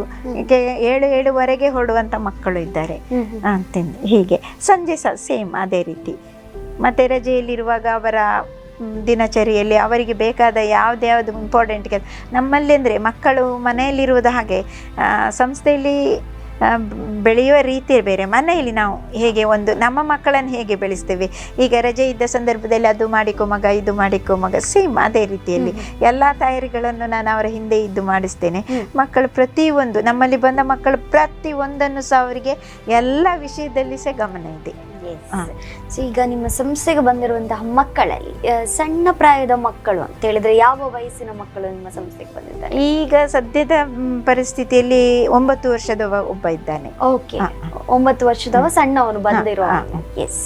ಸೊ ಈ HIV ಅನ್ನುವಂಥದ್ದು ಬಹುಶಃ ಅದನ್ನು ಕೇಳಿದ ತಕ್ಷಣ ಎಲ್ಲರೂ ಯಾವ ರೋಗ ಅನ್ನುವಂಥ ಒಂದು ಕೋಪ ಕ್ರೋಧ ಇದೆ. ಆದರೆ HIV ಬಂದಿರುವಂತಹ ಮಕ್ಕಳನ್ನ ದೂರ ಮಾಡುವಂಥದ್ದು ಅಥವಾ ಅವರನ್ನ ಬೇರೆ ಯಾವುದು ನಮಗೆ ಸಂಬಂಧ ಇಲ್ಲ ಅನ್ನೋ ರೀತಿಯಲ್ಲಿ ಅನಾಥರನ್ನಾಗಿಸುವಂಥದ್ದು ಇದು ನಡೀತಾ ಇದೆ. ಅಂಥವರ ಬಗ್ಗೆ ಏನು ಹೇಳ್ತೀರಾ? ಈ HIV ಪೀಡಿತರನ್ನ ಒಂದು ದೂರದಲ್ಲಿಡುವಂತಹ ಪದ್ಧತಿ ಬಗ್ಗೆ ಏನು ಹೇಳ್ತೀರಾ? ನಾನು ಹೇಳಬೇಕಂದ್ರೆ ನನಗೆ ಅದರಲ್ಲಿ ನಾವೇ ಕಣ್ಣಲ್ಲಿ ಕಂಡಂಥ ದೃಶ್ಯಗಳಿರ್ಬೋದು, ಮತ್ತು ಆ ಮಕ್ಕಳು ಬಂದ ಸಂದರ್ಭದಲ್ಲಿ ಆ ಮಕ್ಕಳ ಅಳಲು ತೋಡಿಕೊಳ್ಳೋ ರೀತಿ ಇರ್ಬೋದು, ಯಾವ ರೀತಿಯಲ್ಲಿ ಸಮಾಜದಲ್ಲಿ ಅಥವಾ ಅವರ ಫ್ಯಾಮಿಲಿ ಒಳಗೆ ಹೀಗೆಲ್ಲ ಅಂದರೆ ಎಷ್ಟು ಗೊತ್ತಿದ್ದರು. ಈಗ ನಾವು ಬೇರೆ ಬೇರೆ ಜಿಲ್ಲೆದು ಬೇಡ, ನಮ್ಮ ದಕ್ಷಿಣ ಕನ್ನಡ ಜಿಲ್ಲೆಯೇ ತಗೊಳ್ಳುವ, ಅಂದರೆ ಗೌಪ್ಯವಾಗಿ ಇಡ್ತಾರೆ ಅಂಥ ಸಂದರ್ಭದಲ್ಲಿ. ಮತ್ತು ಏನಾದರೂ ತುಂಬ ಇದಾದ ಸಂದರ್ಭದಲ್ಲಿ ಅವರು ಏನು ಮಾಡುವ ಪರಿಸ್ಥಿತಿಯಲ್ಲೂ ಇರುವುದಿಲ್ಲ. ಹಾಗೆ ಹೆಚ್ಚು ಜನರಿಗೆ ಮಾಹಿತಿ ಅಗತ್ಯತೆ ಇದೆ. ಈಗ ಎಲ್ಲ ಟಿವಿಯಲ್ಲಿ ಬರ್ತದೆ, ಎಲ್ಲ ಪತ್ರಿಕಾ ಮಾಧ್ಯಮಗಳಲ್ಲಿ HIV ಬಗ್ಗೆ, ಮತ್ತು ಸ್ಕೂಲು ಕಾಲೇಜುಗಳಲ್ಲಿ ಅದಕ್ಕೆ ಬೇಕಾದಂಥ ಸಿಬ್ಬಂದಿಗಳಿಗೆ ಟ್ರೈನಿಂಗ್ ಎಲ್ಲ ಆಗ್ತಾ ಇದೆ. ಆದರೆ ಸಾಮಾನ್ಯ ಜನರಲ್ಲಿ ನಮ್ಮಲ್ಲಿ ಬರುವಂತಹ ದಾನಿಗಳ ತುಂಬ ಎಜುಕೇಟೆಡ್ ಪರ್ಸನ್ ಆಗಿರ್ತಾರೆ. ಅವರಿಗೆ HIV ಬಗ್ಗೆ ಯಾವುದೇ ಮಾಹಿತಿ, ಹೌದಾ ಮೇಡಮ್ ಹೀಗೆಯಾ, ಹೀಗೆ ನಾವು ಹೀಗೆ ಅಂತ ತಿಳಿದಿದ್ದು, ಇದು ಹೀಗೆಯಾ ಅನ್ನೋ ಪ್ರಶ್ನೆಗಳೇ ಇದೆ. ನನಗೆ ಅನ್ನಿಸ್ತದೆ ಎಲ್ಲ ರೀತಿಯಲ್ಲಿ ಸಹ ಈ ಯೂತ್ ಅಂದರೆ ಟೀನೇಜಲ್ಲಿ ಇರುವಂಥ ಯುವಕರಿಗೆ ನಮಗೆ ಅಲ್ಲಲ್ಲಿ ಮಾಹಿತಿ ಕಾರ್ಯಕ್ರಮದ ಇನ್ನೂ ಸಹ ಕೊರತೆ ಇದೆ ಅನ್ನಿಸ್ತದೆ ನನ್ನ ಗಮನದಲ್ಲಿ. ನನಗೆ ಈಗ ನಮ್ಮ ಸಂಸ್ಥೆಗೆ ಬಂದಾಗ ಹೆಚ್ಚು ಜನ ಈಗ ಒಂದು ವೇಳೆ ಟೀಮ್ ಆಗಿ ಬರ್ತಾರೆ, ಕೆಲವರು ಬೇರೆ ಸಂಘ ಸಂಸ್ಥೆಗಳಿಂದ ಇರ್ಬೋದು. ಹಾಗೆ ನಾನು ಅವರನ್ನು ಗಮನಿಸಿದ್ದಲ್ಲ, ಯಾವ ಮಾಹಿತಿ ಕೊರತೆ ಇದೆ ಅಂದರೆ ಆ ಒಂದು ಅರ್ಧ ಗಂಟೆ ಅಥವಾ 1 ಗಂಟೆ ಅವರಿಗೆ ಮೀಸಲಿಟ್ಟು ಪ್ರತಿಯೊಂದು HIV ಬಗ್ಗೆ ಅವರಿಗೆ ಮಾಹಿತಿ ಕೊಡುವಂಥ ಕಾರ್ಯಕ್ರಮ ನಮ್ಮ ಸಂಸ್ಥೆಯಲ್ಲೇ ಮಾಡ್ತೇನೆ ನಾನು. ಎಸ್, ನೀವು ಹೇಳಿದ್ರಿ ಸಂಸ್ಥೆಯಲ್ಲಿ ಮಾಹಿತಿ ಕೊಡುವಂಥ ಕಾರ್ಯಕ್ರಮ ಕೂಡ ಮಾಡ್ತೀರಿ ಅಂತ. ಆದರೆ ಹೊರಗಡೆ ಈಗ ನಿಮ್ಮ ಮುಂಚೆ ಹೇಳಿದ್ರೆ ಬೀದಿ ನಾಟಕಗಳನ್ನ ಮಾಡ್ತಾ ಇದೆ ಅಂತ, ಇಂತಹದ್ದು ಕಾರ್ಯಕ್ರಮಗಳನ್ನು ನೀವು ಯಾವುದಾದ್ರೂ ಹಮ್ಮಿಕೊಂಡಿದ್ದೀರಾ ಅಥವಾ ಹಮ್ಮಿಕೊಳ್ಳುವಂಥ ಯೋಜನೆಯಲ್ಲಿ ಇದ್ದೀರಾ ಅನ್ನುವಂಥ? ಇದೆ ಮೇಡಮ್, ನನಗೆ ಅದೆಲ್ಲ ಅಂತ ಆಸಕ್ತಿಗಳಿದೆ. ಅದಕ್ಕೆ ಬೇಕಾದ ವ್ಯವಸ್ಥೆಗಳಿಲ್ಲ, ಮತ್ತು ಸಮಯ ಸಂದರ್ಭ ಪ್ರತಿಯೊಂದನ್ನು ಆಲೋಚನೆ ಮಾಡಬೇಕಾಗ್ತದೆ. ಅದೆಲ್ಲ ಒದಗಿಸಿದ್ರೆ ನಾನು ಮಾಡುವ ಸಾಧ್ಯತೆ ಇದೆ. ಈಗ ಸಂಸ್ಥೆ ಅಂತ ಬಂದಾಗ ದಾನಿಗಳು ಬಹಳ ಮುಖ್ಯ ಆಗ್ತಾರೆ, ಸಂಸ್ಥೆಯ ಬಲಗೈ ಥರ ಕೆಲಸ ಮಾಡ್ತಾರೆ. ಹಾಗಿರುವಾಗ ಹಣದ ವ್ಯವಸ್ಥೆ ಆಗಲೇಬೇಕು, ಒಂದು ಸಂಸ್ಥೆ ಚೆನ್ನಾಗಿ ನಡೀಬೇಕು ಅಂತಾದರೆ ನಿಮ್ಮ ಸಂಸ್ಥೆ ಈಗ ಬಹುಶಃ ಜನರು ಕಾರ್ಯಕ್ರಮ ನೋಡ್ತಾ ಇರ್ತಾರೆ, ಈ ಸಂಸ್ಥೆ ಬಗ್ಗೆ ಈಗ ತಿಳ್ಕೊಂಡಿರ್ತಾರೆ, ಈ ಸಂಸ್ಥೆಗೆ ಅವರು ಯಾವ ರೀತಿಯಲ್ಲಿ ಅವರು ಸಹಾಯ ಮಾಡಬಹುದು ಅನ್ನುವಂಥದ್ದು, ಯಾವ ರೀತಿ ನಿಮ್ಮನ್ನ ಕಾಂಟ್ಯಾಕ್ಟ್ ಮಾಡ್ಬೋದು, ಯಾವ ರೀತಿ ನಿಮಗೆ ಸಹಾಯ ಮಾಡ್ಬೋದು? ದಾನಿಗಳು, ಎಸ್, ದಾನಿಗಳ ಸಹಾಯ ಅಂದರೆ ಅವರಿಗೆ ಮನಸ್ಸಿದ್ದ ಹಾಗೆ ಕೆಲವರು ಅಕ್ಕಿ ತಂದು ಕೊಡ್ತಾರೆ, ಕೆಲವರು ಹಣ್ಣು ಹಂಪಲಗಳನ್ನು ತಂದು ಕೊಡ್ತಾರೆ. ಮತ್ತೆ ಅಂದರೆ ಔಟ್ಸೈಡ್ ಫುಡ್ಡನ್ನು ನಾವು ಹೆಚ್ಚು ಕಡಿಮೆ ಮಾಡಿದ್ದೇವೆ ಮೇಡಮ್. ಈಗ ಮತ್ತೆ ಮೊದಲೇ ಇತ್ತು ನಮ್ಮ ಔಟ್ಸೈಡ್ ಫುಡ್ ಕೊಡಬಾರ್ದು ಅಂತ, ನಾವು ಆಲ್ರೆಡಿ ಹೇಳ್ತೇವೆ. ಬೇಕ್ರಿ ಐಟಮ್ ಮಾತ್ರ ಕೊಡ್ತೇವೆ. ಮತ್ತೆ ಹೀಗೆ ಹೋಟೆಲ್ ಮತ್ತೆ ಬೇರೆ ಇದರಿಂದ ಬಂದ ಇಲ್ಲ. ಆದರೂ ಸಹ ಮಕ್ಕಳಿಗೆ ಒಂದು ಆಸೆ ಇರ್ತದೆ, ಮನೆಯಲ್ಲೇ ಮಾಡಿದ್ದೆ ಊಟ ಇದು ಅಂತ. ಅಂಥ ಸಂದರ್ಭದಲ್ಲಿ ನಾವೇ ಹೋಗಿ ಪರ್ಚೇಸ್ ಮಾಡಿ ಮಕ್ಕಳಿಗೆ ತಂದುಕೊಡು, ಅಪರೂಪ ತಂದು ಕೊಡ್ತೇವೆ. ಮತ್ತು ಉಳಿದ ಸಂದರ್ಭದಲ್ಲಿ ಈಗ ಯಾವುದಾದ್ರೂ ಒಂದು ಕಾರ್ಯಕ್ರಮವನ್ನು ಆಯೋಜಿಸಿ ದಾನಿಗಳಾದ ಕೆಲವರು ಈಗ ಇಂಥ ಕಾರ್ಯಕ್ರಮ ಇದೆ ಮೇಡಮ್, ನಮ್ಮ ಮಕ್ಕಳಿಗೆ ಊಟ ಕೊಡು, ನಾವು ತರ್ತೇವೆ, ನಾವು ಅದನ್ನು ಅವಾಯ್ಡ್ ಮಾಡ್ತೇವೆ. ನಾವು ಏನು ಅಂತ ಮೆನು ಕೇಳಿಕೊಂಡು ನಮ್ಮ ಸಂಸ್ಥೆಯಲ್ಲೇ ಪ್ರಿಪೇರ್ ಮಾಡಿ ಮಕ್ಕಳಿಗೆ ಊಟ ಕೊಡ್ತೇವೆ ಸಂಸ್ಥೆಯಿಂದನೇ ಮಕ್ಕಳಿಗೆ. ಎಸ್. ಸೊ ಈಗ ಕಾರ್ಯಕ್ರಮ ನೋಡ್ತಾ ಇರುವವರು ಒಂದು ಭಾವಿಸ್ತಾರೆ, ಸಂಸ್ಥೆ ಅಂತ ಹೇಳಿದ ತಕ್ಷಣ, ಒಂದು ಸೇವಾ ಸಂಸ್ಥೆಗಳು ಹೇಳಿದ ತಕ್ಷಣ ಒಂದು ಆಟೋಮೆಟಿಕಲ್ ಒಂದು ಪಟ್ಟ ಬರ್ತದೆ, ಕೇವಲ ದುಡ್ಡು ಮಾಡ್ಕೋತಾರೆ ಅವರು ಅನ್ನುವಂಥದ್ದು. ಇದ್ರ ಬಗ್ಗೆ ನೀವು ಒಂದು ಕ್ಲಾರಿಟಿ ಕೊಡಿ. ನೀವು ಯಾವ ಕಾರಣಕ್ಕೋಸ್ಕರ ಈ ಸಂಸ್ಥೆ ನಡೆಸ್ತಾ ಇದ್ದೀರಾ? ದುಡ್ಡಿನ ಮುಖ ನೋಡ್ತಾ ಇದ್ದೀರಾ ಅಥವಾ ಸಮಾಜ ಸೇವೆ ನೋಡ್ತಾ ಇದ್ದೀರಾ? ಇಲ್ಲ, ಖಂಡಿತವೇ. ನಾನು ಮೊದಲೇ ಹೇಳಿದೆ, ತುಂಬಾ ಹಣ ಇದ್ದವರು, ಕೋಟಿಗಟ್ಟಲೆ ಹಣ ಇದ್ದವರು ಈ ಸಂಸ್ಥೆ ನಡೆಸುವುದಂತ ಎಲ್ಲರ ಗಮನದಲ್ಲಿದೆ. ಇಲ್ಲ, ನನ್ನ ಉದ್ದೇಶವೂ ಸಹ ಮತ್ತು ನನ್ನ ಆತ್ಮೀಯರಾದ BK ಇಮ್ತಿಯಾಜ್ ನನ್ನೊಟ್ಟಿಗೆ ಕೈ ಜೋಡಿಸಿದ್ದಾರೆ. ನಾವು ಇಬ್ಬರ ಮನೋಭಾವನೆ ಒಂದೇ ಆಗಿದೆ. ನಾವು ಹಣ ಮಾಡುವ ನಿಟ್ಟಲ್ಲಿ ಈ ಸಂಸ್ಥೆಯೇನಿಲ್ಲ. ನಮ್ಮ ಜೀವನ ಒಂದು ನಾನು ಮೊದಲೇ ಹೇಳಬೇಕಿತ್ತು, ಅಂದರೆ ಮನುಷ್ಯರಲ್ಲಿ ಹುಟ್ಟು ಸಾವು ಎರಡು, ಹುಟ್ಟು ಆಕಸ್ಮಿಕ, ಸಾವು ಖಚಿತ. ಇದರ ಮಧ್ಯದಲ್ಲಿ ನಾವು ಬದುಕು ಅನ್ನೋದಿದೆಯಲ್ಲ, ಈ ಬದುಕು ಹೇಗೆ ನಡೆಸ್ತೇವೆ ಅನ್ನೋದು ತುಂಬ ಮುಖ್ಯವಾಗಿದೆ. ಹಲವಾರು ಜನಗಳು ಹಲವಾರು ರೀತಿಯ ಅವರ ಬದುಕನ್ನು ನಡೆಸ್ತಾರೆ. ಆದರೆ ನಾನು ತೆಗೆದುಕೊಂಡ ಅಂದರೆ ನನ್ನ ಜೀವನ ಶೈಲಿಯಲ್ಲೇ ನನಗೆ ಹಲವಾರು ನೋವುಗಳಿಂದಲೇ ನಾನು ಈ ಬದುಕನ್ನು ನಾನು ಮುಂದುವರಿಸ್ತಾ ಇದ್ದೇನೆ. ಹಾಗೆ ನೋವಲ್ಲಿ ಇದ್ದವರೊಟ್ಟಿಗೆ ನನ್ನ ಬದುಕನ್ನು ಇನ್ನೂ ಮುಂದುವರಿಸ್ಬೇಕು ನನ್ನ ಆಸೆ. ಆ ರೀತಿಯಲ್ಲಿ ಹಣ ಮಾಡುವ ಉದ್ದೇಶ ಅಂತ ನನಗೆ ಖಂಡಿತ ಇಲ್ಲ ಮೇಡಮ್. ನನ್ನ ಸಂಸ್ಥೆ ನಾನು ಒಳ್ಳೆ ರೀತಿಯಲ್ಲಿ ಬೆಳೆಸಬೇಕು ಅನ್ನೋ ಒಂದು ಆಸೆ ಇದೆ. ಹಣ ಈಗ ಇರುತ್ತೆ, ಏನು ಮಾಡಿದರೂ ಹಣ ನಮ್ಮೊಟ್ಟಿಗೆ ಬರುವುದಿಲ್ಲ ಹೋಗುವಾಗ. ಒಂದು ಒಳ್ಳೆ ಕೆಲಸ, ಒಳಿತು ಮಾಡು ಮನುಷ್ಯ ಹಾಡು ಆಲ್ರೆಡಿ ನಿಮಗೆ ಗೊತ್ತಿದೆಯಲ್ಲ. ನನ್ನ ಉದ್ದೇಶವೂ ಹಾಗೆ, ಏನಾದರೂ ಒಂದು ಒಳ್ಳೆ ಕೆಲಸ ಮಾಡಬೇಕು, ಒಳ್ಳೆ ಸಾಧನೆ ಮಾಡಬೇಕು. ಅದು ಮಾತ್ರ ನನ್ನಲ್ಲಿ ನನಗೆ ಸ್ಥಿರವಾಗಿ ನನ್ನೊಟ್ಟಿಗೆ ಬರುತ್ತೆ ಅನ್ನೋ ಉದ್ದೇಶ ಮಾತ್ರ ನಮ್ಮಲ್ಲಿದೆ. ಖಂಡಿತವಾಗ್ಲೂ ಮೇಡಮ್, ಬಹಳ ಖುಷಿ ಆಯಿತು ಇವತ್ತು ನಿಮ್ಮ ಮಾತುಗಳನ್ನು ಕೇಳಿ. ಹೇಗನ್ನಿಸ್ತು ಇವತ್ತು ಸ್ಪಂದನ ಟಿವಿಗೆ ಬಂದು? ಖುಷಿ ಆಯಿತು. ಅಂದರೆ ನಾನು TV ಮಾಧ್ಯಮದಲ್ಲಿ ಮೊದಲನೇ ಬಾರಿಗೆ ನಾನಿಲ್ಲಿ ಸ್ಪಂದನದಲ್ಲಿ ನಾನು ಭಾಗವಹಿಸಿದ್ದು. ನಮ್ಮ ಕೆಲವು ಅನಿಸಿಕೆಗಳನ್ನು ಹೇಳುವ ಒಂದು ವೇದಿಕೆ ಅಂತಲೂ ಅನಿಸ್ಬೋದು. ಈ ಸಂದರ್ಭದಲ್ಲಿ ನಾನು ಲಾಸ್ಟಿಗೆ ಹೇಳಲಿಕ್ಕೂ ಇಷ್ಟಪಡ್ತೇನೆ. ನಾನು ಈಗಾಗಲೇ ಹೇಳಿದ್ದೆ, ನೋವಿಂದಲೇ ನನ್ನ ಜೀವನ ಅಂತ.